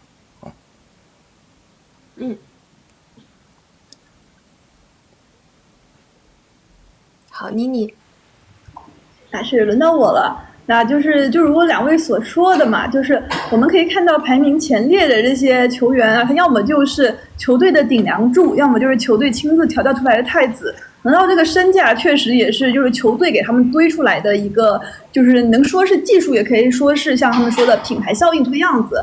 而且就是要说不说身价和就是它实际的转会价格，它其实差异大也是很正常的。总感觉在点名我们切尔西毕竟我们也是都众所周知买了很多，就是我们是溢价这样的对1亿的这样在买人，所以就是你不能说他们的身价虚高，他们转会价格它其实要包含一些，就比如违约金什么的，这种就真的说实话也没有办法吧，是吧？但是就毕竟除了英超球队，目前来看就是说，如果德转应该有很多球员的身价其实都会非常非常高，包括德甲的维尔茨，因为就是现在是很多球队在抢他，但是他是要再续约1年。就比如这样的，在别的联赛的这种新兴球员，很明显大家争夺的对象，就是他的身价也是会暴涨，包括之前贝林厄姆也是在多特踢的。那这些球员其实他们都不是英超的球员，但是他们的身价确实已经开始飙到就是1亿加了。我今天看新闻是看到维尔茨是要价是要到1.5亿，所以我只能说就是有各种各样的元素去影响这个东西吧。但是就是确实我认为英超的这种东西跟溢价也没有太大的关系。妮妮经常在现场看球的话，有没有机会跟一些球星合影啊？那是有的呀。就是根据我个人的经验，就是德甲或者说是这样的就是德甲球队的球员都会因为他们国家的一个气氛影响，他会更加就是说欢迎去跟球迷合影。那英超作为就是毕竟是豪门联赛，它就是规矩会比较森严。但是要话说回来，切尔西因为切尔西的球员都是小孩，都是那种跟我差不多大，就是21比我小一点点这种小朋友，他们会更乐意去跟球迷去亲密接触，尤其是像我们松哥雅克松，就这种刚转来的球员，他们会很乐意去跟球迷就是说去沟通去交流。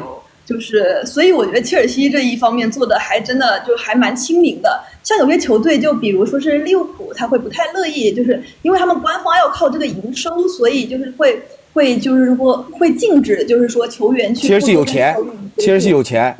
对，切尔西有钱。切尔西有钱，切尔西有钱，就是有些队他会去，就是因为要卖签名营收，包括哈利凯恩，之前我在微布利看他一件签名球衣，官方要价是999英镑，就是将近也快1万的一个这个水平吧。就是有些球队是要靠这个营收，所以说嘛，就是这仁者见仁。对，这切尔西不差钱，咱们也都知道嘛。这个买球员也都是大手笔。那刚才齐哥提到哈兰德，是因为他身价也是很高嘛，1.8亿。大家觉得哈兰德他现在的表现能不能对得起他这个身价？王哥觉得呢？我觉得就是哈兰德他非常年轻，但是他确实他在技术上有弊端。就是我没记错的话，就是世界杯开始之前，曼城打布伦特福德那一场啊，可能也是因为大家都有世界杯的任务，就哈兰德没有。但是那一场小蜜蜂把这个哈兰德防的就死死的，就2个黑人中卫盯着哈兰德没啥。然后后来越来，包括打硬仗的时候，可能大家都知道怎么盯哈兰德了。但是哈兰德他这个静态天赋，我觉得还是非常非常不错的，而且还年轻，再练一练嘛，再练一练，比如说头球啊，那孙兴民都能练出来啊，是不是？看他怎么想的吧，头球包括持球能力啊，包括这个背身做球啊，看他能不能练出来吧。我觉得我对哈兰德还是充满希望的。如果说哈兰德你们都说不值1.8个亿，我车真出1.8个亿，你们愿意卖吗？愿意卖，我都太希望哈兰德来了。七哥怎么看？就是我觉得呢，哈兰德现在呢肯定是有溢价。我还那句话，就你转会费的这个成交额跟你的身价是不同的。就是我们讲这个球员值多少钱，跟他最终会被卖多少钱是两码事。因为我们还要考虑到市场的稀缺性。现在缺中锋，对吧？切尔西我觉得2亿也能成，你哈兰德去他都愿意。2亿没有，市场上没有这样的球员啊。中锋就这么几个，现在好中锋我一只手都能数过来，奥斯门都不行了。好中锋哈兰德、劳塔罗。可能尤文图斯、弗拉霍维奇加上奥斯门算一个啊，再配上，你看莱万多斯基都老了，哈雷凯都卢卡库也不错，对吧？卢卡库，所以说你看他本身就没有几个这种顶级中锋了，这是第一。第二个呢，用我的话讲，就是1.8亿要有溢价的话，你要看跟谁比。如果是跟姆巴佩比，那所有球员都有溢价。因为姆巴佩如果定在1.8亿，那么按理讲，你哈兰德就该是1.5亿或者1.6亿。贝林厄姆可能跟哈兰德现在可能贝林厄姆因为进了欧冠4强，加上屡绝杀巴萨，他可以上来，对吧？因为他年轻嘛，他才20岁，他可以跟哈兰德一样肩并肩。但是呢，你如果说是跟别的球员比，那我觉得哈兰德真是飙到1.8亿也没什么。因为首先呢，这个球员我是觉得他作为一个中锋，他拥有的中锋技术除了头球基本上都完事儿了。你不能要求一个1.9米几的大个中锋回来拿球，从后场带突过完组织进攻，那不是1.9米几的人该干的活。就比如说举个例子，打篮球，你会让姚明回来打控球后卫吗？这是两码事儿。作为一个中锋，他1.9米几，他能做的工作就是在禁区里面，或者说他反击的时候，他利用速度、利用冲击、利用身体在前场当支点、扛开人射门，无非就这么几招。那么你要考虑到这个赛季，哈兰德就已经拉了，对吧？曼城其实他拉呢，这个赛季很大程度上跟德布劳内伤缺跟这个曼城前场不停的变化也有一定关系，包括多库来了包括福登进来。其实福登从边路进来，福登踢得越好，越挤压哈兰德的空间，因为福登会在哈兰德的身前拿球，那哈兰德只能给福登拉开，因为福登的传球呢相对来讲没有德布劳内像包括威尔茨这么犀利，他更多还是以突破为主。那么这种情况下的话，哈兰德他的球权包括他的空当变得越来越少对手又限制他，那你其他人站不出来，这也是为什么曼城在主场老平，对吧？因为你其他人今年没站出来呀。那么除此之外呢，京多安的缺阵导致能少了一个前插哈兰德吸引出来空当，对吧？京多安前插身后，这是以往的一个秘密武器，现在呢也没得用了，科瓦奇已经完不成这个功能。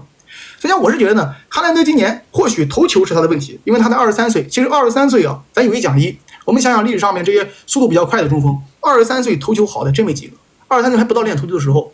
一般情况下都是到26、7，身体素质快下滑了跑不动了，冲不动了他开始我先找头球了。你比如说克里斯蒂亚诺罗纳尔多，这最明显的。刚开始克里斯蒂亚诺罗纳尔多踢边前卫、踢边锋的时候，他头球也不怎么练，他到后来可能到皇马经过金边罗第2次转型、第3次转型，头球越来越好，头球进球比例越来越多。那么哈兰德呢，我觉得还是要给他一定的时间。现在这个时代如果说你觉得哈兰德跟姆巴佩比确实是有溢价，但是跟其他人比，哈兰德绝对是值这个钱的，他肯定在身价里边要排到前3名所以说我觉得对于他的批评呢，有些时候批评技术层面上的东西，我觉得有些就是要求他做了一些他不能做的事情，要求他干了一些他不能干的事情你不能说我批评姆巴佩，我说姆巴佩防守不行，对吧？我批评这个 C 罗，我说他守门不行，那不是人家干的活。他作为一个中锋1.9米几，还真的能回撤接应，从后场拿球一个人过完吗？那是边前卫，那是小个前锋，1.9米几站里边，就是我去拉空当前插，就是他的工作这是我的这个看法。对，齐哥也说，这个头球这个事儿哈，很多球迷都在聊，因为前段时间像曼城打皇马的时候，曼城这边有应该是18个角球，但是一个都没进。但是我也觉得这个也不能光让这个哈兰德来背锅，对吧？你其他球员你也有在门前的曼城有一个固定的套路，他是让那个中后卫去干扰对方守门员，乱战，看那球怎么进。其实不是找，我觉得不是找哈兰德，那哈兰德你就搁那捡。其实曼城大伙儿如果老看英超、老看曼城球，应该知道，曼城就找，比如说德布劳内也好，或者谁也好，发内旋球就去往门将那找，然后阿坎吉去顶对方门将守门员，让他失误，然后可能乱战打进去一个。他不是单单那个角球全去找哈兰德的啊，但是他的那是跟阿森纳学的，阿森纳那个阿尔特塔的那个战术教练原来不是曼城的吗？他从曼城走了，把那个教练弄过去了。但是呢，这个战术呢，英超能用，欧冠不让用，因为这个欧冠也犯规。他也用这场18个角球全是往里边钻。对，但是你看阿森纳和曼城在英超，他们干着门，他架着你不让你跳啊，不让你跳，不吹。对，但是其实，在欧冠里边，他还是吹的，不让你碰。我的意思是，就是这个不能说角球太多去苛责这个哈兰德去，苛责哈兰德，这是事实。对，然后哈兰德现在还有一个事儿，就是他这个背身能力啊，作为中锋，他这项能力也有很多球迷在说，他可能未来也需要再练一练，因为现在包括齐刚才提到嘛，中场球员一旦有重要人员伤缺啊，或者说现在。就这个赛季来说，那曼城的这个纸面实力上肯定是不如上个赛季啊，那所以说也就一定的削弱了目前哈兰德的一个长板，那他的短板未来我觉得可能还有一定需要补的空间啊。那妮妮怎么看？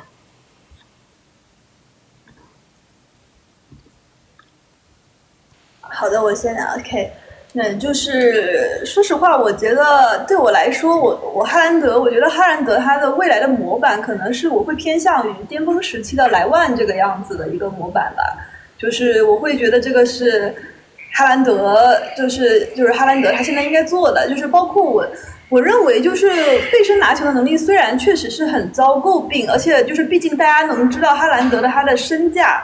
他是到达了一个身价，大家肯定是指望他是以一个成品中锋的一个形态，而不是一个待学习中锋的形态在这支队伍里的，所以大家对他的期待值很高，而他现在表现出来的就是这赛季表现出来的没有这么高，但是也一方面我认为是因为他上赛季在就是说，包括他之前在德甲，他就是他的那一套和他上赛季在英超的那一套，他是被吃透之后，他是需要有一个反应期的，他需要磨砺出。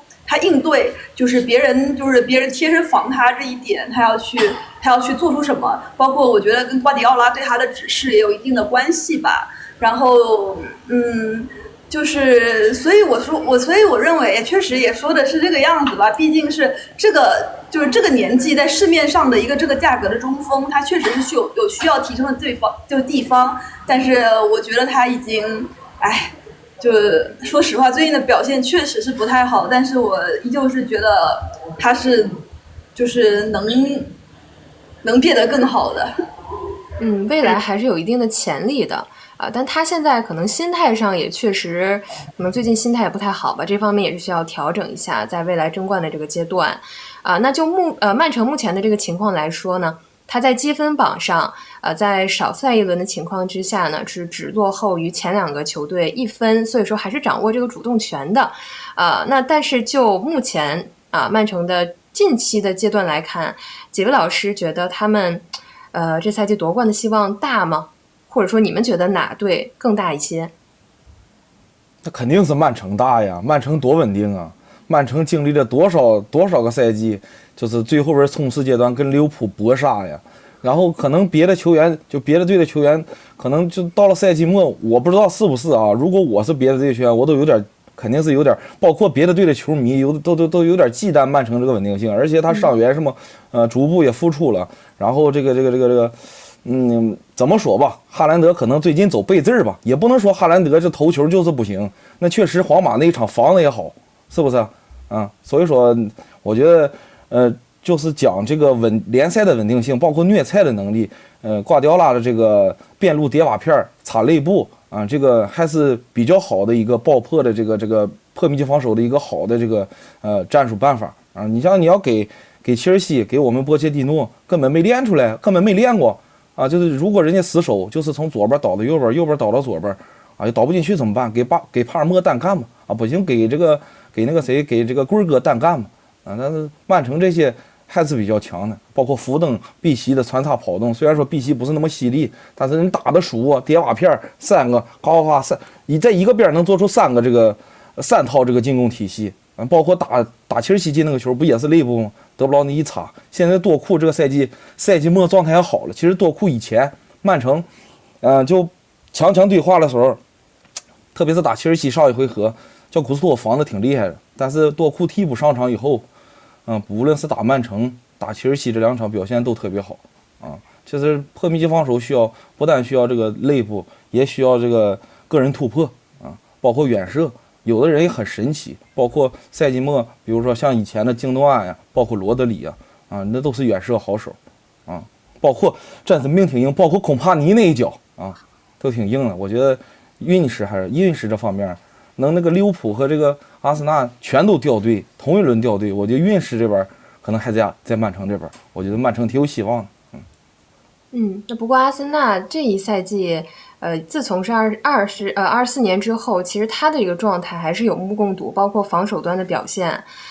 但是目前也是王哥提到啊，曼城这边不仅是稳定性，还有就是他这个硬仗是最少的，对吧？他这边以后还要面临一场跟热刺，对，赛程安排上就剩热刺了，对，就剩热刺了。然后利物浦这边呢，他要面临2个难啃的对手，就是热刺和维拉但是呢，他其他的这支球队啊。所有的加起来，平均的排名，他要面临对手是这个排名最高的，但是阿森纳这边呢，也有3支硬仗啊，要比如说这个切尔西啊、热刺啊、曼联，也是我们刚刚有提到的。那综合来看，我也是觉得曼城这边可能未来的路会更好走一些啊，但是嘛，毕竟你也不知道阿森纳、利物浦他们到底在接下来会怎么样。那齐哥这边怎么看？我觉得今年肯定最大的可能性还是曼城，但是没这么稳。为什么呢？曼城以往呢确实很难犯错啊！你看，包括上个赛季哪怕是最终0-2阿斯顿维拉上半场，下半场连扳3个，最终利物浦还是没戏。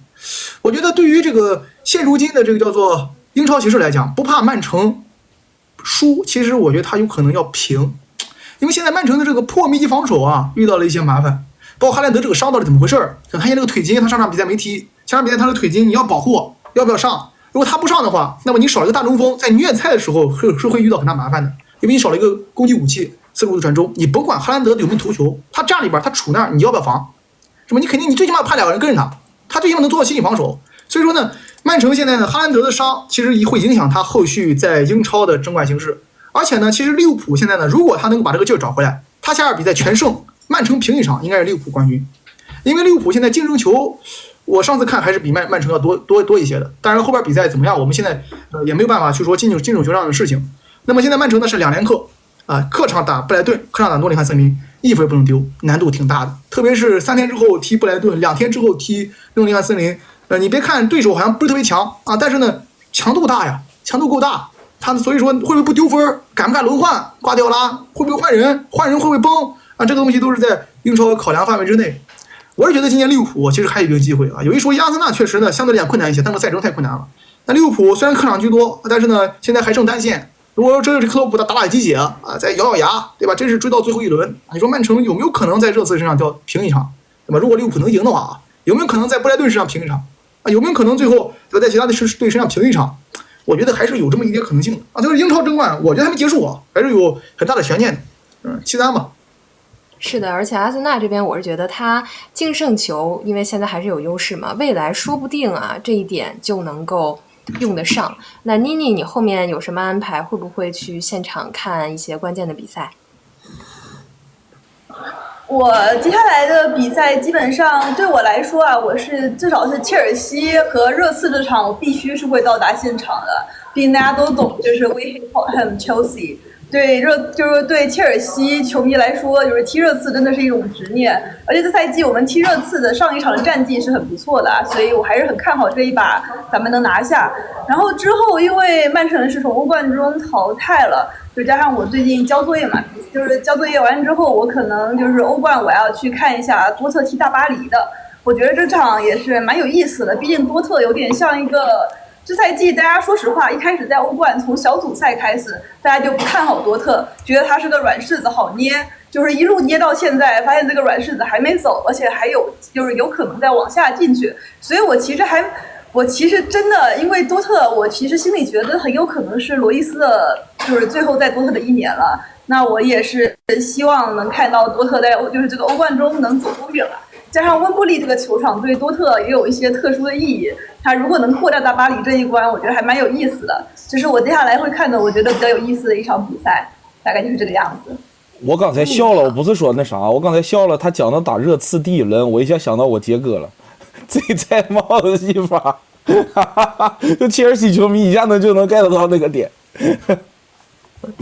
好，那我在最后跟大家预告一下哈，我们在这周的比赛啊，也是大家非常关注的这个北伦敦德比啊，也会在我们现爱体育抖音号给大家来直播，然后大家可以给我们点点关注，然后呢再点一下咱们右下角的这个小风车，也可以去看比赛，然后也请大家给3位老师来点点关注啊。那我们除了这个北伦敦德比之外呢，在周中还有一场曼联来打谢菲联的比赛啊，周六呢就是利物浦的比赛了，周日就是热刺和阿森纳，以及曼城也将会在客场对阵森林。那么这场比赛也很关键嘛，既有争冠端的看点，也有这个保级端的看点啊，欢迎大家来到我们心爱体育来看比赛。那我们今天的辩论就到这里结束了。非常感谢3位老师，今天的辩论又精彩啊，还特别激烈啊，看点很多。然后感谢各位球迷来到咱们直播间啊，那我们今天就这样跟大家说再见吧。感谢3位老师，拜拜拜拜拜拜拜拜拜拜拜拜。啊，Hello 兄弟们 ，Hello，我拿纸。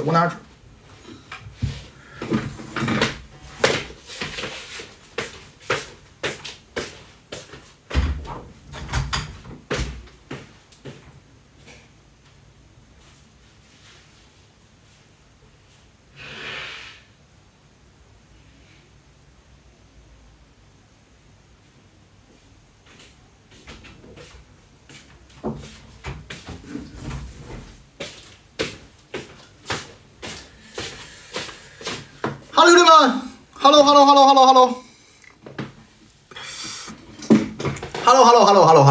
，Hello，好久不见，兄弟们，好久不见啊！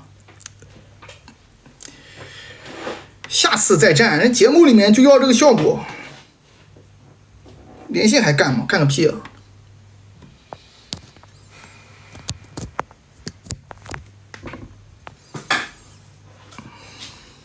好久不见，好几秒不见啊！明天德比不播，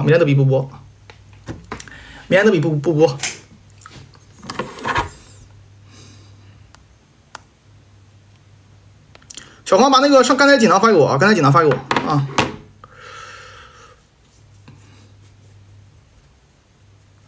他连线节目人要有这个效果啊，就是说你互相之间有 beef 有对线，对吧？有这个叫做就是互相之间有争吵，他好剪切片呀！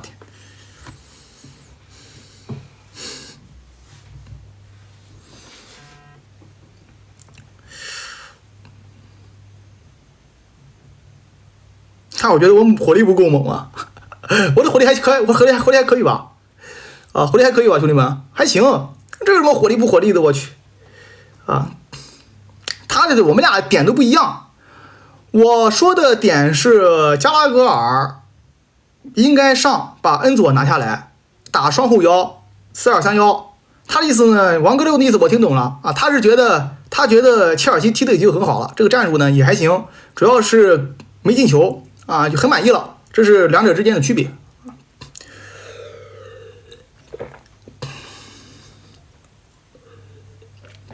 对呀，我这火力还不行啊，可以啊，足球本来就有不同意见就没问题啊。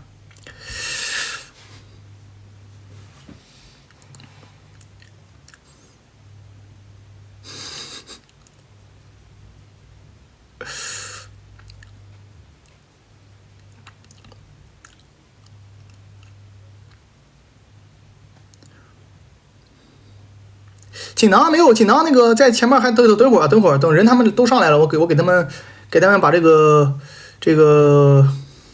锦囊打一打啊，打一打。说实话，我其实我还是想再聊一聊的啊，再对一对。后来我看算了啊，场面有点控制不住了，也都是给人节目点了啊，收一收啊，收一收。本来这场比赛，本来这个节目我感觉曼联是主角，是吧？后来变成切尔西了。哎呦，本来我觉得这场本来有可能啊，这个节目是吧？今天可能是曼联是主角，最后妈这些给切尔西拎上会台了。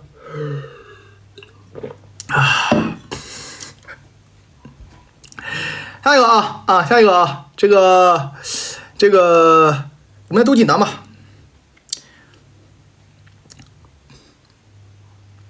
我说20分钟，是我按理讲我应该说比赛没开始看到阵容我就觉得你输了，知道吧？其实我的意思是这个意思。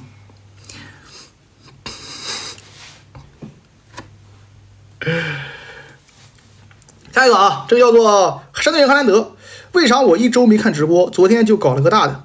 昨天没搞什么大的呀，昨天不正儿八经直播吗？啥也没搞呀，没出什么事儿呀。啊 ，M 总送你呢。曼联赢得如此抽象，其有什么话对滕哈赫讲？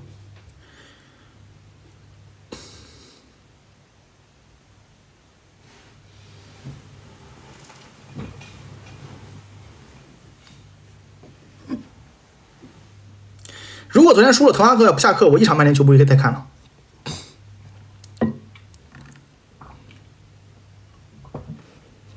啊，如果说昨天曼联输了，我敢保证我一场球不会再看了啊！就是这个赛季啊，就他带队的话啊，那太耻辱了，那是耻辱，赢都觉得够耻辱的。还有一个啊，凤凰岳胸针，刚看球不太懂，昨晚足总杯决赛真精彩，曼联打 CD 手拿把掐，确实挺精彩。山队哈兰德总锦囊提前祝贺我城男女主赛季6杀曼联，现在5杀。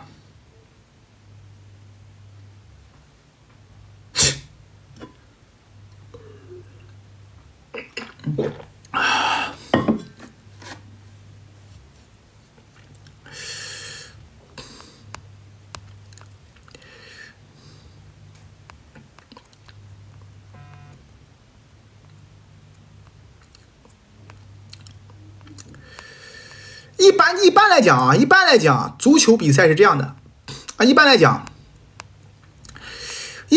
足球比赛是这样的啊，就是说呢，你越不看好它的时候，它越有可能；越看好的时候，越有可能崩盘；越不看好，越有可能起立。啊，足球比赛是这样的。按理讲，我是觉得今年曼联跟曼城的足总杯决赛不好讲，万一英超崩盘，足总杯再破防，再崩一盘呢，都有很大可能性啊，对不对？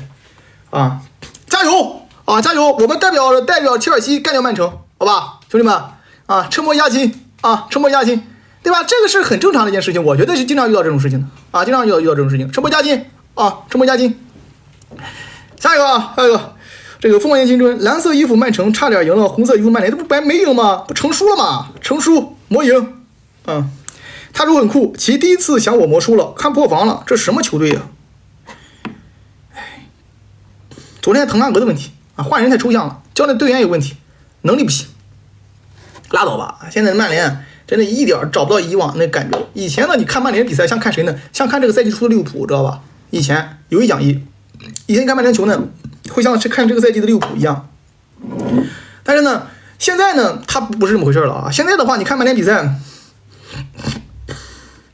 反正不是这么回事啊。简单兄弟们，一人我一个赞，就是没有那种逆转精神。没有那种荣誉感，没有那种荣辱感，哎，这是飞机。为什么叫巴佩神龟粉丝就可以，叫詹姆斯就急？因为忍者神龟不是侮辱性称呼，但是你叫干那个是侮辱性称呼，对吧？你叫詹姆斯那玩意儿侮辱性的，对吧？忍者神龟是一个英雄，是吧？你像神龟是英雄，你像菲斯布鲁克也叫神龟啊，他也没问题啊，对吧？这是两码事。啊，你比如说，你说你一个人，你说一个人，对吧？你说你长得像，你说你长得像这个，你说你长得颇为英武，对吧？啊，就像骏马一样，啊，和你说你长得像驴，能一样吗？对吧？比如说我举个例子，我说你像一匹骏马一样神骏，对吧？我说你有你长得像驴，这开两码事啊，对不对，兄弟们？现在就是一人5一个赞啊，一人5一个赞。后来者疼命这么硬，不会像佛诀一样锁死吧？后来者，你现在怎么看？老魔迷了，你也是老红魔粉丝，你觉得这个横山哥这个比赛带的怎么样？挺丑陋的吧？看法，我觉得明年再给他1年机会可以的，还没必要下课啊，没必要下课，有一讲一，哈哈。其为什么拜仁能很便宜的从多特买人？拜仁从多特买人便宜的都是免签嘛，或者说是合同年。如果说是他不是合同年，你买也贵啊。只能说拜仁这个俱乐部呢，本来就是习惯于花小钱办大事，你贵了他就不买了。如果说他真是从多特，他真是愿意什么买什么都可以的话，他买贝林厄姆你5000万都不卖他呀，对吧？你登贝莱当时5000万都不卖他呀，你这个哈兰德怎么5000万不卖他呀？那原因还是在于贵了他不买，所以说你看只买便宜的，你看起来肯定便宜啊。下一个教练总你呢？提前恭喜我城3杀曼联拿下足总杯冠军，好，狠狠的开啊，狠狠的开，狠狠的开啊，狠狠的开。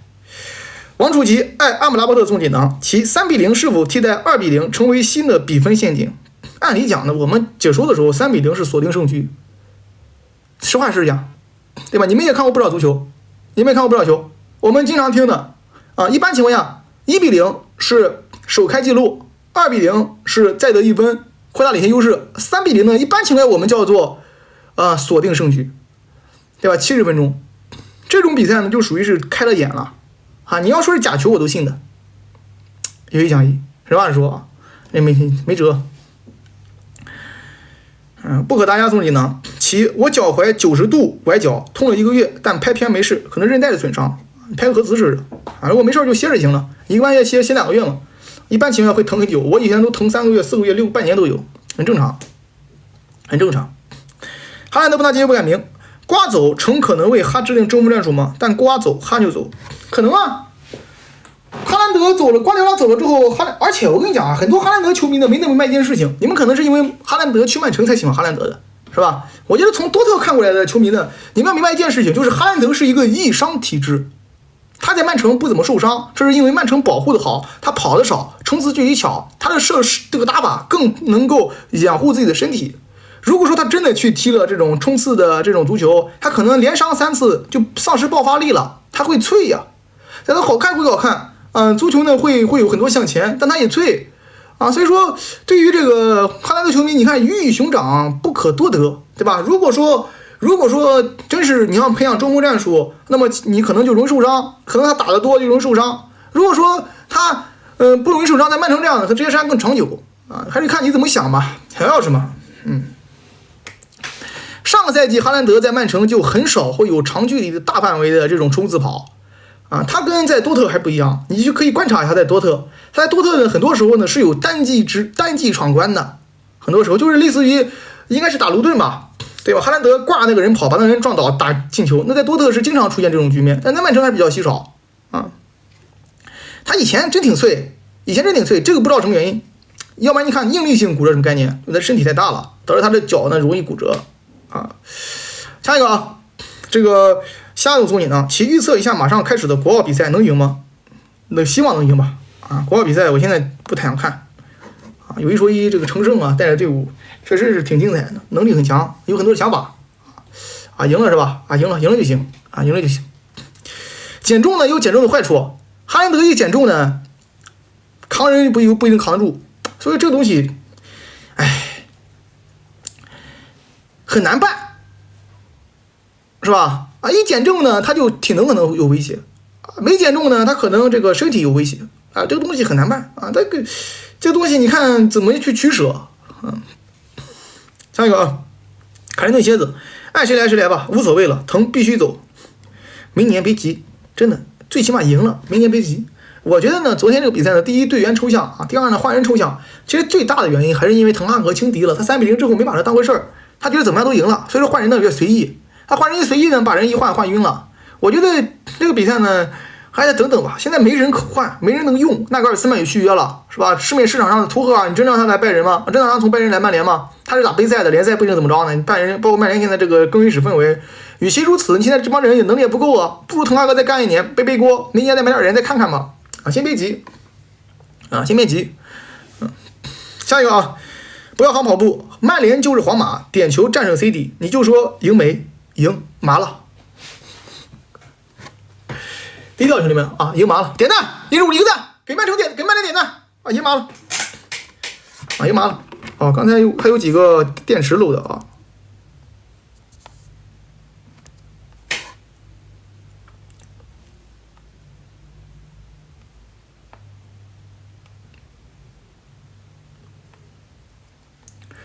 这个 KR815送3电池来晚了，恭喜主播曼市德比点球获胜，低调。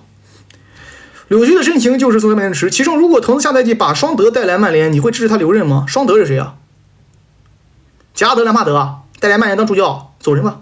本来还不让他走呢，把兰帕德带来当教练，赶紧走啊！赶紧走人啊！赶紧走人啊！这个就如果说他不请兰帕德，我还支持他留1年啊！如果把兰帕德留来了，赶紧走人啊！德容德里赫特的话还可以，德容德里看多少钱？德容6、7千万，如果拿下完全合理的啊！德里赫特的话5、6千万，5、6千万也合理的啊！我觉得这2个球员还是好球员，有一讲一啊！下一个啊，小鹏就是我送3电池。皇马和拜仁看好谁？没有看好不看好这两个队伍，两个队都差不多，有什么看好不看好的？有一讲一，谁敢说皇马一定赢曼城？谁敢说皇马一定赢拜仁？谁敢说拜仁一定赢皇马？两个球队目前为止，你看，如果是按照昨天那个阵容，皇马打不过拜仁。但是你到5月1号呢，这个阵容一回来，你看谁能回谁能不能回也不好说。昨天皇马就1个后卫，1后卫阵容见过吗？1后卫阵容，昨天皇马用出来的1后卫单后卫阵容。对吧？你现在没人啊，你没人，所以说现在对于皇马来讲，到5月1号就不好说了啊。你包括拜仁那边左边前卫能不能回来一个啊？这个东西也是，我觉得2个队谁主场踢得好，谁赢。感谢易总送金元来，感谢啊。随心而行，亚马尔昨天表现怎么样？会不会离开巴萨？亚马尔昨天挺好的呀，不会离开巴萨，不会离开巴萨。巴萨对于自己的年轻青训球员出品的，好像没叛徒。应该没有叛徒吧？拉玛西亚出来的，没叛徒应该。我没记错的话啊，登贝莱不是拉玛西亚出来的，对吧？啊，拉玛西亚还是很有这个叫做感情基础的，啊，很有这个叫做吸引力的，是吧？有吗？有这种顶级的吗？顶级球员？法布利亚斯还是叛徒吗？法布利亚斯从阿森纳自费回来的，法布利亚斯是吧？我觉得亚马尔应该是不会走的啊，不钱嘛是一码事，而且巴萨的工资其实也不低啊。下一个啊 ，M2 皇马击败巴黎姆，选择加盟皇马与杜兰特相比呢？皇马击败巴黎，姆巴佩选择加盟皇马与杜兰特相比呢？那真挺离谱的，有一讲一啊。反正我是觉得啊，如果说姆巴佩真的输给皇马了决赛，就别去皇马了。那确实，你如果说因为姆巴佩转投皇马的姆巴佩人迷是抬不起头的，那抬不起头了就有一讲一，你会很难过的，站在那边啊。你这东西呢，如果说因为什么呢？因为对吧？你首先你核心地位、商业价值，对吧？啊，你包括你平时对内要有点 beef 啊。我举个例子啊，假设这场比赛，我们举个例子啊，假设一场球，贝林厄姆和维尼修斯发挥不佳啊，然后呢，皇马球迷指责了2句，这个时候，另外的这个被指责的贝林厄姆和维尼修斯的球迷就可以反击，甭管他是不是姆巴佩球迷，马上来一句：“你是姆巴佩球迷是吧？在你来之前，我们就是冠军了，哼，要你何用？因为你会的化学反应，马上就能吵起来。”啊，所以讲，如果说姆巴佩输给皇马了，干脆就别去皇马了啊，换个别的队去就得了啊，换个别的队去就得了。下一个啊，守望经济箱呢送的引呢，能讲讲德德尔比和海鸥吗？德德尔比的后场出球体系还可以，中场也做得不错，但德德尔比今年呢还不行啊，阵容里边比较好的球员呢都被卖掉了啊，所以说今年呢海鸥呢能打到现在这个成绩呢，你也是很正常的。他那个前面你像这个坎纳多这种核心球员，包括麦卡利特，现在看表现确实好，麦卡利特啊，所以说他这个整个中前场人员不够用了啊，这是我觉得一大问题吧，啊，一大问题。德达尔也还是不错的，但是我不看好他去豪门一定能成功啊。能让总你能预测一下半决赛皇马和拜仁谁能晋级？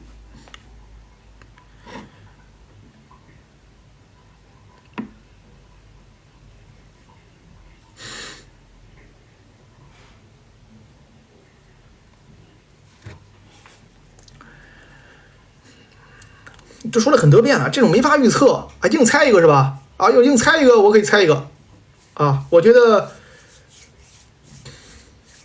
巴黎晋级，巴黎冠军，其他人都无所谓了。我觉得巴黎是冠军，巴黎是冠军，其他队嘛都是无所谓的。王楚基送的锦囊啊，小黄，我的锦囊没有写留言，其 bug 帖阿特塔不装了，下赛季开皇马专场了。他是什么玩意儿？他到底不是什么？他到底哪方球？他不是靠谱吗？他不是什么20年 KOP 吗？他应该不是阿特塔吧？他之前阿特塔都是他造的词儿，是吧？我觉得这个应该是跟他有一定的这个区别啊，有一定的，我也不知道他到底哪队球迷。说实话，有一讲一啊，下赛季开就可以看看啊。听之优3电池，曼城这次以身试法，相对阵容深度最深的球队都经不过英足总的逆天赛程，改制势在必行了。哎，英足总不会改制的，知道吧？为什么呢？因为英足总就不把欧冠当那么回事儿。有一讲一啊，英足总就没觉得欧冠有多么重要，他不会说为了欧冠我去让路的啊，他没把它当回事儿。你让他怎么说是去这个叫做让路也好，让位也好啊，也不知道他会怎么考虑，他会不会取消联赛杯？如果能取消联赛杯的话会好一点。阳光青浦兼备，其父，请从对曼联表现分析车和考文垂谁更强？哼，切尔西强，你切尔西绝杀了吗？4-3，考文垂3-3，切尔西强，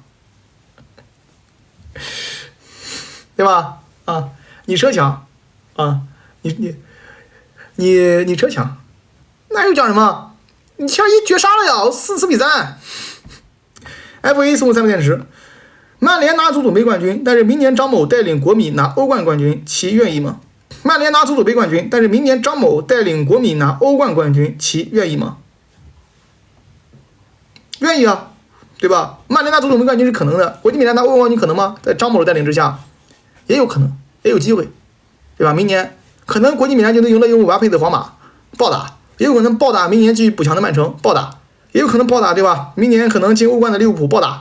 对吧？也有可能暴打这个叫做明年的拜仁慕尼黑，也是暴打，是吧？包括明年的维尔茨一起暴打啊！国际米兰机会还是蛮大的啊！加油吧！啊，加油吧！国际米兰啊，加油吧！面条大海啊送的锦囊，七哥分析各大赛区下赛季欧战大概是哪些球队？欧冠的话，这边英超估摸着前3家加阿斯顿维拉机会大一些，德甲有可能有6支队伍踢欧冠，德甲有可能有6支球队踢欧冠。因为他如果勒沃库森欧联杯夺冠的话，是不是要顺延啊？有可能啊。那么，勒沃库森、斯图加特是吧？多特蒙德拜仁慕尼黑，再往下再排呗，法甲嘛，那边就巴黎，剩下都是冲击波啊，也没什么意义了。意甲嘛，目前为止可能看看罗马有没有机会，罗马上不去那就前4家啊，就这么可能。下一个啊，这个你的华创是做什么的？青训，对，有青训啊。有青训啊，与有容焉。楚奇20分钟就不行了，点燃了对手的理智，很有理智呀。双方对线不还是聚焦于场上吗？很有理智嘛，啊，挺有理智的呀。反正我是没破啊，我是挺有理智的啊。有一讲一，我觉得我还是在针对场上在讲话呀。有一讲一，这种足球层面上的东西哪有什么绝对对错，结果说话。啊，你瓜迪奥拉处理的不好也得喷，也得挨骂。下一个啊，高台风清送3个电池。是的呀，我也没破呀。本来参加这个节目，你们有没有看过那个有求必应啊？兄弟们，你们有没有看过那个有求必应？有求必应看过吧？那个篮球的辩论节目怎么做的？赛前他们也是在上面吵啊。你这个很正常。那种辩论，你要是没有火药味儿，你还辩啥？大家都同意，都说一个方向啊。辩论之前没有 A 没有 B 没有正没有反，就我们俩就说一个方向啊，就聊都是对都是错，那玩意儿有人看吗？下一个啊，观来风清，而且我节目请我呢，我作为一个评论员，节目请我，那表达自己的观点，对吧？互相之间进行一些反驳和评论，这对于这个节目组也负责任啊，对节目组也负责任。你不能说是请我去我去划水，确实对我没什么影响。我在那说实话，这个直播这个东西我都玩没清了，我那一做划水划一个人得了，但是也不太尊重人家啊。这种才是这种节目应该有的东西。观来风就测那只是其评价一下利物浦若塔的实力，在他那个位置大概世界第几？利物浦这个若塔呢，属于是这种，这叫做智商比较高啊，球商比较高，但他的身体素质呢是他的弱项。如果说按照影锋这个标准来判的话啊，我觉得若塔世界前15是有的吧，中锋前15、前10是有的，前10应该是有的啊。这个球员蛮聪明的，会打门，会踢球，很好的一个这个中前，很好的一个前卫，很好的一个锋线，我还是蛮喜欢他的，我还是蛮喜欢他的。前10是有的啊，前10是有的。不要横跑步。如何评价王哥说我小？他说我年龄小。他说完这个话我就不讲话了呀。所以本来是我在发言嘛，对吧？他说完这个话呢，我就觉得，妈的，我感觉他有点要破啊，都是好兄弟，算了吧啊，我就不讲话了啊。等我下去之后再问他是不是破啊，嘲笑他啊，我就给他讲，我说咱俩个上节目，咱俩扯犊子，你给我破了啊，等会儿我就逗他啊。下一个啊，霍尔利特啊，拉掘小麦伤了，我魔还能有一套正经首发吗？霍尔利特，拉掘和小麦受伤了，我魔还能有一套正经首发吗？拉什福德和小麦受伤了，看看中后卫能回来吧。如果中后卫能回一个，卡塞米罗顶上去嘛，卡塞米罗加科比加毕费，这不挺好的吗？麦克托梅本来就不是主力啊，左边路加上乔，右边路左边路用加纳乔，右边路用安东尼嘛，或者右边路迪亚洛，我觉得迪亚洛昨天踢的还行，对吧？中锋霍伊伦，这不挺好的吗？啊，这不挺好的吗？没问题啊。下一个啊，易总总你呢？其个人感觉输在波太保守，马杜、杰克逊太菜，是这么讲的。就主要的这个点还是在于，王哥觉得切尔西踢得蛮好。啊，输了没问题，不丢人啊。他觉得呢，这个战术呢，他觉得波切蒂诺有问题，换人上有问题。他觉得这个首发加拉格尔他们这个位置呢，就是我感觉是这样，他是这个意思吧？我应该是没听错这个意思啊。他觉得加拉格尔踢左前卫啊，这个阵容安排的还可以，把亚克松作为单箭头，让他去突进，让他得分是一个明确的战术啊。这个是正确的，但是我觉得呢，有点保守。所以说看这个首发阵容，当时我在解说，我记得我在足总杯这边在解说，我就说了，这个阵容太保守了啊！你这个开场呢，不能给曼城足够的压力，你真让他缓过口气儿来，他一旦先进球，你可能这边越踢越晕啊！我觉得这个应该这么回事儿。下一个啊 ，DYYV 啊，其造点者主罚，犯规者守门，有看头吗？那犯规的人一个都守不住，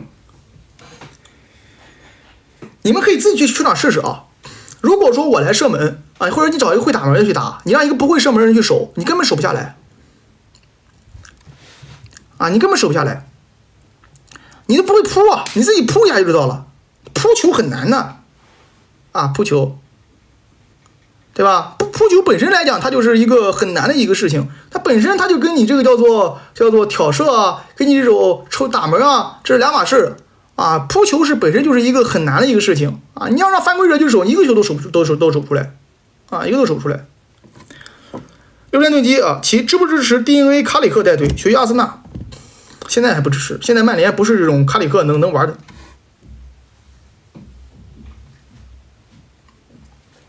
卡里克现在在现代足坛还玩不了这个东西。卡里克有一讲一啊，卡里克在现代足坛呢，他玩这个叫做在曼联玩不了，因为呢曼联的这个舆论风声太大，他的全世界球迷太多，他不一定能扛住个压力。你像索尔茨盖这也是一样的，曼联还是需要名帅，顶级名帅来了之后呢就能立住的，更衣室能站住，让大家相信他啊，卡里克目前来看的话，还是缺点这个知名度啊，缺点这个叫做能镇得住场子、镇得住更衣室的感觉。但是卡里克之前在曼联临时主帅带2场球还可以。考波送礼囊，其如何评价马奎赛后握手，安仔赛后嘲讽？证明马奎觉得这个比赛赢丢人，安东尼觉得赢正常。安东尼在自己内心当中觉得自己跟考文垂一个水平的，他觉得赢了之后，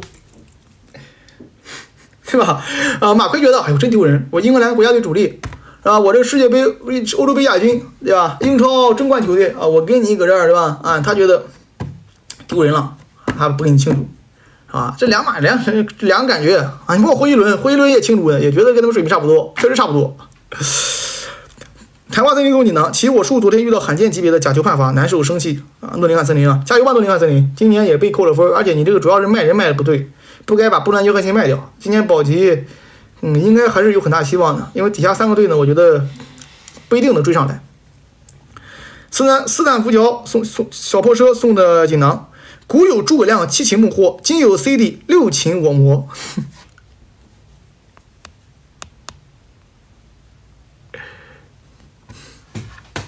牛逼！为了不让他七擒，祖祖辈给他干掉，好吧？啊，祖祖辈给他干掉。为了不让他生擒啊，祖祖辈给他干掉啊！别和我水送锦囊。其评价昨晚胜利后，安东尼嘲讽考文垂球员都说了呀，他自己内心就是这种球，真正的顶级球员他是不会庆祝的。你敢想象克里斯蒂亚诺罗纳尔多，如果说这场比赛克里斯蒂亚诺罗纳尔多进了就是点球罚进去之后，他会庆祝吗？你觉得里奥梅西会庆祝吗？对吧？你觉得不说这样的了，你觉得这个叫做这个伊布会庆祝吗？对吧？你觉得萨拉赫会庆祝吗？对吧？啊，唯有这个谁呢？唯有这个叫做巴洛特利这样的有可能庆祝的，啊，可能他们俩可能觉得还是年轻啊，没有这种上位者心态。曼联哪有考文垂被踢成这样还好意思庆祝？天！比利送锦囊啊，比利送锦囊。这个球迷热情啥呀？那曼联球迷都走完了，比赛刚打完，曼联球迷全走。3-3时候都走一堆，你看座位上都稀稀拉拉的。3-3的时候就已经走了一堆了，气的那玩意儿，我要是现场球迷我也走了。你这东西，你是给球迷，这还是他还能球迷热情，这就是什么热情啊？球迷啊，我天，下一个啊，比利古德托的天赋上限在哪？古德托你得看詹姆斯，古德托世界也是最好的，也是不能说最好的一流边后卫之一，但你得看詹姆斯，离詹姆斯回来的古德托位置估计还是悬，詹皇还是比这个古德托强一些，有一奖励啊，这个詹皇。啊，张皇还是要比这个古德托要强一些的啊。有一说一，他在右边后卫这个位置上肯定会回来他一打，那古德托不一定有位置啊。古德托，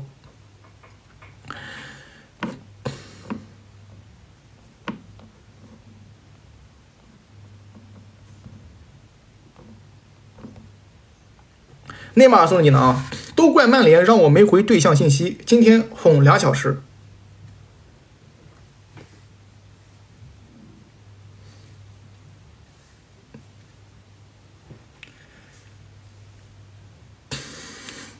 哦，牛逼，好吧，厉害。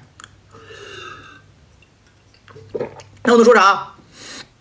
厉害啊，厉害啊，牛啊，厉害啊，牛啊，厉害！我能说啥啊？牛。龙龙小迷妹，是人吗？不如动物吗？进吧，绝杀受不了了，解散。叉叉 BB 送锦囊。其接你好运，专升本考上公办了，祝大家都好运。好啊，这个也祝你这个学业顺利啊，这个人生一帆风顺啊。操饭吃送你呢，好好说，巴尔韦德值不值1个亿？哎呦，你们刚才有没有听我认真说呀？我说的是现在足坛除了姆巴佩之外，跟姆巴佩对比，其他人或多或少都有一些溢价。当然了，除了一些工兵型球员除外，类似于赖斯、罗德里、巴尔韦德，这是我的原话，这点阅读理解能力没有吧，兄弟们？啊，我的原话啊，再说一遍，能理解吗？我说的是这个，我是这么说的，我说当今足坛啊，1.8亿，除了姆巴佩，或多或少都有一些溢价，除了一些工兵球员啊，类似于罗德里啊、赖斯和这个叫做巴尔韦德啊这种工兵型球员。啊，明白了，明白我意思吧？或多或少都有一点。你要跟姆巴佩对比的话啊，还有一个啊 ，LEO 总说你呢，萨迷疯了吗？说皇马靠弗朗哥输不起，你叫 LEO 啊 ，GOT 啊，巴萨球迷输了之后怪裁判确实也正常，那场比赛裁判确实有些略偏主队啊，略偏主队，确实裁判上占了便宜，你也不能不让别人骂。那你不能这样说，那怎么办呢？如果输球之后我就说，那你不让他喷怎么办呢？站起来，输球之后我给你鞠躬，对不起，我们不如你，对吧？站起来鞠躬，对不起，我们输了，对吧？站起来鞠躬，对不起，您伟大。你这玩意儿那肯定不行啊！他输球嘛，嘴硬两句嘛，这个也正常吧？啊，你不要跟他们吵，赢了就赢了。如果我要赢了嘛，你就随便喷。依然少年送你呢，其曼城今夏如果签吉马和帕奎塔，竞争力如何？如果曼城今夏签了吉马良斯和帕奎塔，竞争力如何？挺好的呀，啊，完补一个6号位啊，能跟罗德里打轮换，还能共存，是吧？罗德里往上推嘛，啊，有个帕奎塔还能把福德拉进来跟德布劳内打轮换啊，帕奎塔也有解球能力的，也有锋线能力的啊，帕奎塔是蛮好的。啊，有一说一啊，有一说一，这个帕奎塔和吉马良斯都很好，如果能再来一个边后卫就完美啊，这个边后卫就完美。谜底第8角送你呢，其对比一下足篮、詹姆斯、科比、安东尼的历史地位。足篮、詹姆斯、科比、安东尼的地位，在篮球界呢，安东尼是跟勒布朗和科比没法比的。当然了，新秀赛季安东尼打得也不错，进攻马桶。詹姆斯历史地位略高于科比吧，现在普遍这个篮球媒体是这么认为的。对吧？当然了，每个人心中有每个人心中的排名啊。如果说普遍篮球媒体这么认为，就是勒布朗比科比强一些，然后安东尼呢，举弱于他们俩。那么足球界呢，这个足球界的詹姆斯、科比，目前来看的话，切尔西这个太子里詹姆斯呢是已经达到了世界级水平，但是科比梅努还差一些。但是呢，我觉得如果他这么杀下去，科比梅努比他差。安东尼嘛，拉倒吧啊。斯坦福桥的锦囊送了锦囊，斯坦福桥的锦囊送了锦囊啊，斯坦福桥杜兰特送了锦囊。其曼联是否是诚伊尔？这回又要给曼城送冠军喽？你别急，我就问你们，万一曼联赢了，你们会不会？你们怎么办？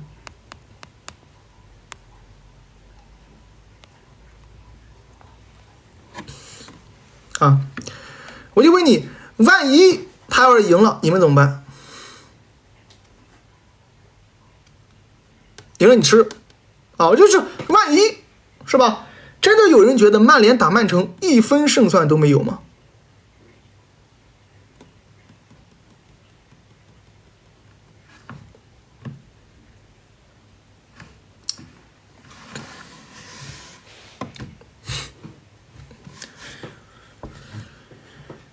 ？RAFA 送你呢 ，RAFC 送你呢啊！那你就喷曼城，那你无敌了，哈哈！我看这弹幕无敌了，说曼联赢了我就嘲笑曼联，曼联输了我就喷曼城，连曼联都打不了，无敌，好吧？你无敌了啊！你无敌了，你无敌了。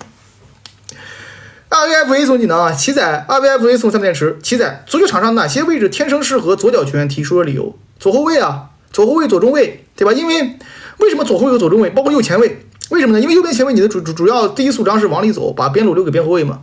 那么左边后卫你要套上，要传中啊，你得拐一条边儿，对吧？而且你如果右脚接转的话，你不能看到整个场地；但你左脚接转的话，你可以看到整个场地，可以传外线。这左后卫、左后卫、左前卫，包括左中场，有些时候都需要的。左脚球员在足球史比赛场上是比较吃香的。为什么呢？大部分人防右脚球员，他熟悉。那举个例子，我就防右脚球员，我自己有右脚，对吧？我防你呢，肯定知道你的这个行为准则，或者知道你大概的想法。但是你防左脚球员呢，就怕他这个左脚你没玩过，你没玩过呢，你不知道怎么防啊。所以说防左脚呢，其实是有些时候是要等一等的啊。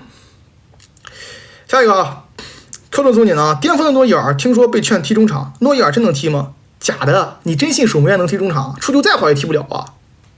不要信不要信这种话，这业余了知道吧？谁怎么可能呢？他可能踢业余比赛啊，踢一个什么中超，踢中甲能踢，踢个你说德甲5大联赛真让他踢中场怎么打？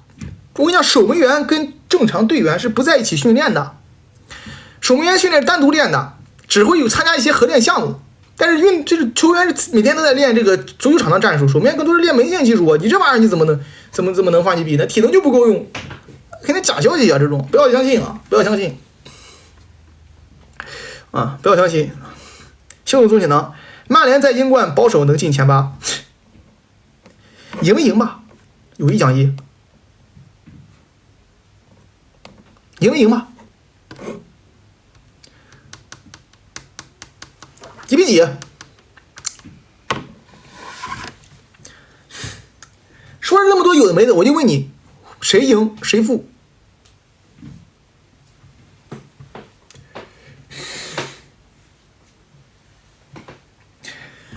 微微总说他们是曼联打谁不是5-5开？打曼城1-9开，对吧？你问我这个问题，我说这话我还道不道歉？对吧？这你的主张是曼联打谁不是5-5开，我就告诉你打曼城1-9开，你道不道歉？出来说句对不起，你道不道歉吗？不是5开啊，打曼城1-9开啊，我承认打不过他。出来说话，出来说话。下一个下一个，这个很难的球，其维尔茨未来去哪比较好？有一讲义，来英超怕他受伤。你要是硬讲嘛，对于他自己来讲，最保守、最稳定的肯定是拜仁慕尼黑啊，拜仁最好。为什么呢？因为拜仁呢，可以组成德国帮嘛，维尔茨、穆夏拉，对吧？然后这个萨内，你这么可以踢。但是呢，除了拜仁之外呢，现在市场上最缺大的切尔西和包括切尔西、阿森纳、曼城这种都需要，甚至包括利物浦，可能利物浦不再缺这种球员，包括曼联，如果说换杜隆要找接班人，维尔茨也可以啊。这个阵容，这个位置球员比较吃香的啊，这个阵容是比较吃香的。下一个啊，拜拜，球迷加这2周被暴击，谢谢车子。还行吧，切尔西、曼城最起码进决赛了，缓过口气，还可以。斯坦福桥杜兰特，其明日福斯特主裁，湖人能否依靠判罚战胜掘金？湖人感觉打掘金真是赢不了，有意讲义。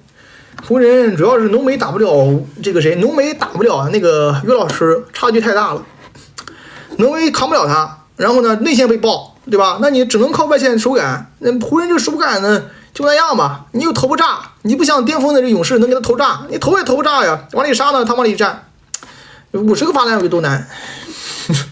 对吧？我感觉这挺困难的啊。湖人感觉打掘金有点难度。叶若啊，其曼联首发和曼城替补各个位置对比一下谁强？曼联首发和曼城替补各个位置对比一下。卡塞米罗对菲利普斯，谁强？对吧？卡塞米罗对菲利普斯，布鲁诺·费尔南德斯对马特乌斯·努内斯，谁强？对吧？谁强？这个叫做科比对科瓦基奇，谁强？霍伊伦对阿尔瓦雷斯，好，你强一些，我承认，好吧？你强一些，你强一些啊！这个拉什福德，对这个多库，好，你强。然后这个谁，右边是谁来着？右边是加纳乔对鲍勃，差不多吧，差不多啊。然后中场后卫瓦拉内、马奎尔对你曼城里克刘易斯、戈麦斯，对吧？瓦拉内、马奎尔强，对吧？左边后卫卢克肖对你这个叫做什么？左边后卫卢克肖对你那个没左后卫你没有左边后卫替补曼联强是吧？右边后卫达洛特，对吧？你左边后卫也没有替补呀，右边后卫你也没替补，你没有右边后卫沃克有主力这样都中后卫是吧？达洛特强，守门员奥纳纳对比阿尔特加差不多吧，有一讲一表现差不多这还是曼联主力还是要比替补强一些替补强一些。下一个下一个这个齐帅你直播中说的电池怎么送？隔壁的这是锦囊，隔壁电池相当于付费弹幕一样的隔壁的。山总送3枚电池梅努未来上限和下限分别是多少？有机会晋级历史级中场吗？梅努上限莫德里奇，我觉得他很像莫德里奇有点那感觉的，科比上限莫德里奇嘛。这个叫做世界顶级中场下限吗？你知道我刚才想说什么？我觉得上限莫德里奇，下限贝利厄姆，你觉得如何？开玩笑，兄弟们，开玩笑啊，开玩笑啊！上限莫德里奇是吧？下限的话，我觉得怎么着也能弄个必费干干，有一讲一，就拿必费做这个档次的前腰啊，作为一个参照节目，我觉得下限啊，怎么着也能不说达到必费这么高的高度，我觉得也差不多啊。国家队主力是有的啊，有一讲一。下一个啊，开玩笑的啊。开玩笑的，别当真啊！下一个啊，猫奴就说你呢，魔赢概率就如触旗拿到张某工资，真没机会吧？你是看不起我还是看不起张某？人家马上来国际米兰要来中国行了，我从今天开始不许骂人家了啊，不许喷人家了。万一来中国行跟我商务呢？国际米兰要来呢，到时候因为你们我达不到商务，你们等着啊！那你现在先别喷，先进。不允许啊！现在啊，对我尊称杨胜啊，杨胜，等来了之后没请我再说啊，来了之后没请我再说啊，来了之后啊，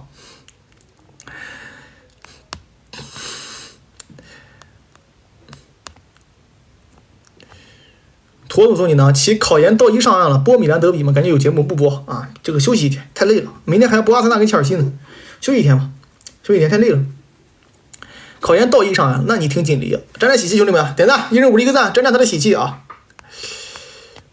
！IOM10，其突然发现你长得好像维尔茨，能对比一下吗？拉倒吧，维尔茨我觉得长得有点太锋利了呀，维尔茨啊！给大家看看，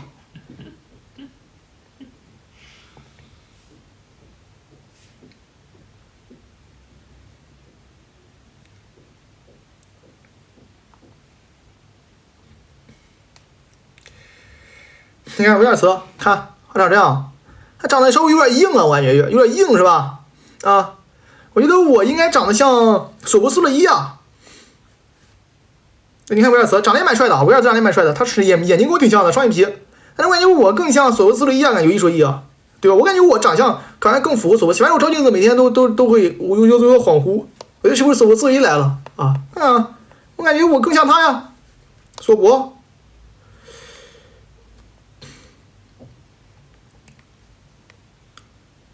索博斯洛伊，你看看啊，真的很像啊，特别那股神韵啊！你看，看啊，有一讲一确实像。你看这个味道，看他这个发型，美式前色，看看不像吗？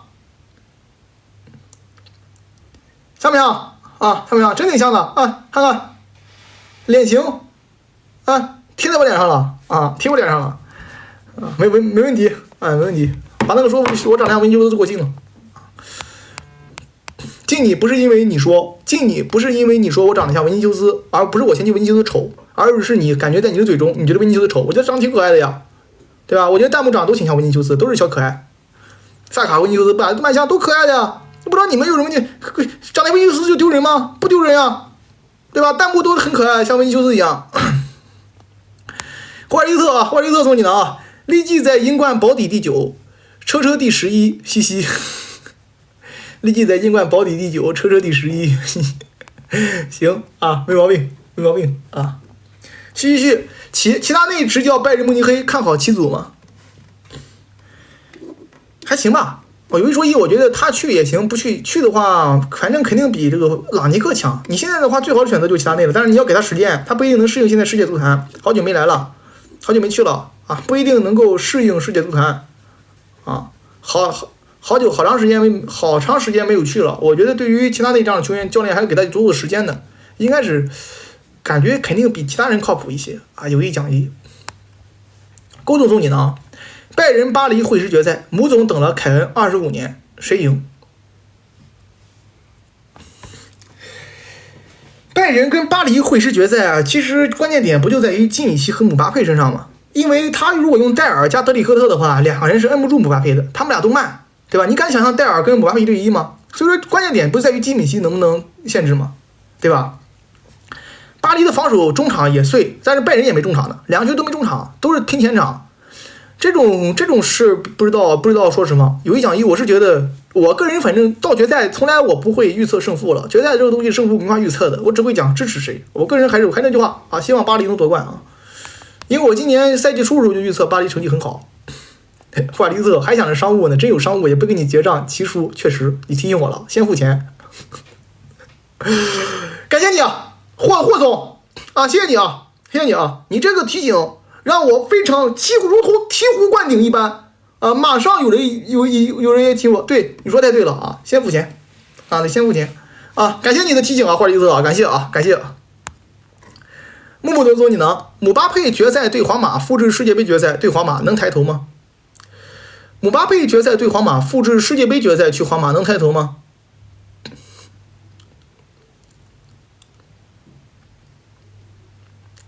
姆巴佩决赛对皇马，复制世界杯决赛去皇马能抬头吗？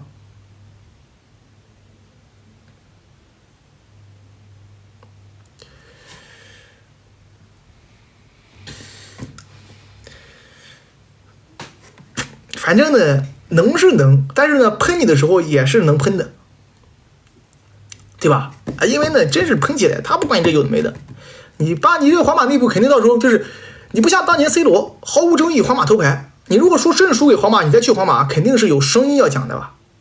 吵起来肯定有声音要讲的，对吧？戴帽男救主啊，这种点球不敌皇马，但是呢。他却进了3个球，欧冠决赛，然后去了皇家马德里。那你到过了明年后年一吵起来，那都还是要拿出来骂的呀。但真正的皇马球迷肯定就是队迷肯定能接受，人没关系这些事儿，该骂该喷还是喷，对吧？其处看好巴尔克拉进国家队吗？科曼报销的话，巴尔克拉最近真让恩里克练出来了。如果科曼报销的话，法国队可以考虑巴尔克拉，但是。巴尔克拉去了也没什么大作用，不如多带一中场。我觉得有可能多带一中场，有没有可能性？到时候看看德尚怎么选择。如果说锋线真是想要一些不一样的声音，巴尔克拉可以。如果不是这样，想在锋线呢有一些这个突击手那么可能巴尔克拉可以。如果说你要是还是说想求稳，那不如在中场带后卫啊。CD 我说你呢？其皇马西甲稳了吗？这赛季成绩如何？有回放吗？啊，那个国家德比没有回放啊，因为那场比赛呢。有版权问题不让发，西甲稳了呀，领先11分还能翻盘，所以最近我的嘴比较毒，但是我说皇马稳了，你信吗？你们觉得信吗？我觉得皇马稳了，啊，稳了，11分还能丢的，我不信了，这个东西还有什么？11分能丢冠，历史上都没这么回事。米德总理呢？其决赛拜仁打多特会复制13年那场决赛吗？其决赛拜仁打多特会复制13年那场决赛吗？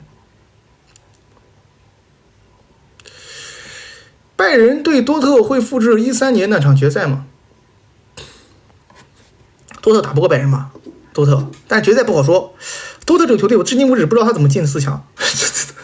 你看联赛，你要如果说看联赛啊，有一讲一啊，多特蒙德现在呢确实发挥不好，中场也乱，后场也乱，我去锋线也乱，踢得乱七八糟，你也不知道谁主力谁替补，但他就进决赛了。你真是到了冠亚军决赛，你不知道会不会发生什么。看看多特，如果说真的发挥特别好，拜仁的中场没有被碾碎，说不定他能赢啊！啊，决赛嘛，13年跟现在可两码事啊。13年的拜仁很强啊，现在不行。猫叔兄弟呢啊？我觉得齐胜长得像纳比凯塔，眼睛炯炯有神。哼。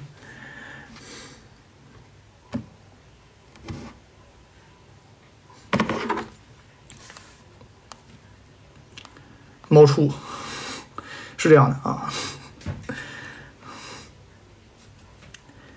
这个季总送的阵容啊，他让我组强一个最强的白人阵容，欧洲白人帅哥队，请点评或者帮忙补强下，谢谢。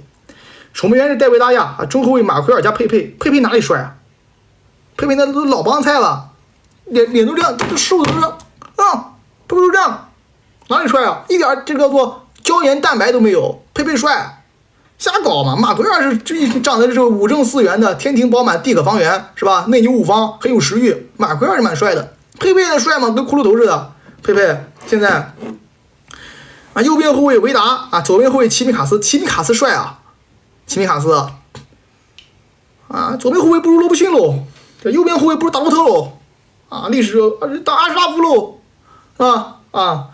这个中后守门员戴维拉呀，守门员你要论帅的话，不得凯帕啊。中场罗梅乌加克里滕森，罗梅乌帅啊，罗梅乌布拉阿姆拉特，罗梅乌，罗梅乌布拉阿姆拉特啊，莫德里奇没问题啊，帕尔默、佩里奇加哈兰德，这挺帅的，特别是哈兰德，有一种这个叫做跟别的球队啊不一样的美，哈兰德啊，哈兰德帅的一匹啊。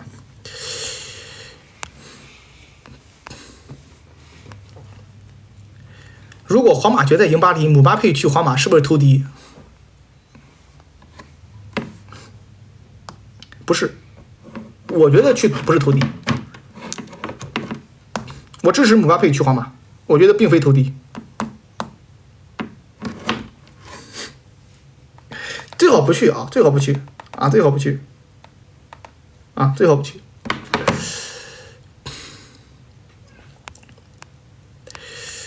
旺仔发给小黄了，我看看啊，看你说啥啊？如果你是考文州球员，面对10倍自己身价的球队，70分钟落后3球，你当时会是什么状态？是什么支撑他们扳平的？机会啊，一球成名。就是如果说我现在一个，举个例子啊，现在我在一个中乙球队，然后我现在踢一个中超球队，我面对北京国安，那我想的肯定是我是一战成名的机会啊。我可能就因为这场比赛，全世界知道我了，可能会有人来买我。你比如格拉利九，你比如说这个那些球员，对吧？所以说呢，他的战斗欲望肯定比曼联要强。因为曼联这种球就相当于什么呢？相当于他赢了没什么是应该的，输了呢是属于是丢人啊。所以讲呢，相对来说呢，曼联的这个叫做精神压力更大一些。那小球队嘛，精神压力就更小一些，对吧？他就是我赢了嘛我赚，我输了嘛我不亏，对吧？那么我这个如果说死敌比赛落后，我在场上拼，我的家人朋友全世界人都在看我，是吧？我可能有这个机会，我更大流量，全世界在全世界面前表演。那这种感觉，我觉得对于球员来讲的促进作用更大吧？啊，促进作用更大，也是这种精神。而且那么多球迷，乌托牛看了其青年队的照片，像迭戈科斯塔，毛发旺盛，牛畜啊！那另一个东西呢？皇马、巴萨俩裁判队都在指责对方靠裁判，好搞笑。主要是西甲裁判水平低，有一讲义。为什么皇马、巴萨经常就天天说裁判问题？咱用实话是说，西甲第一呢没有门线技术，第二呢裁判水平太低，是不是？对吧？啊，有一讲义，西甲裁判水平太低，不要送检查兄弟，不要送了啊，太晚了啊！西甲裁判水平太低。猫都不养猫啊！你真别说，齐胜留个长发，戴个眼镜，像野猪戴维斯。我戴眼镜有点斯文败类的样子，是不是啊？那种镶个金边眼镜，有没有那种就是那种禁欲系帅哥的感觉？好，感谢你的认可啊！别要恶魔送你呢啊！目前足坛最能打的5个人，看能打的，不看其他。干仗是吧？马奎尔应该挺厉害的，马奎尔人家底盘很稳，很能抱摔，对吧？马奎尔可以的。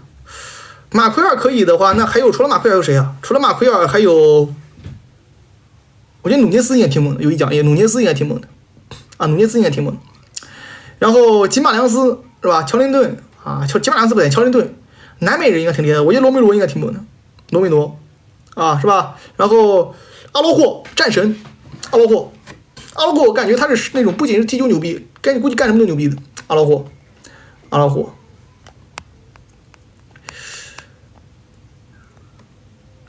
你现在的队友和对手有踢上中超的吗？都有进国家队的了，还是我好朋友呢。啊，有机会让他出个镜啊，兄弟们啊。下一个啊，猫都不能养猫，给大家辟个谣，我仨没有说过取消进球系统。好的，猫奴啊，给大家辟谣了，他仨没有说过取消进球系统啊，没说过啊。今天到这，兄弟们，咱明天8点半见吧。啊，拜拜，兄弟们，下班。今天播时间太长了，累。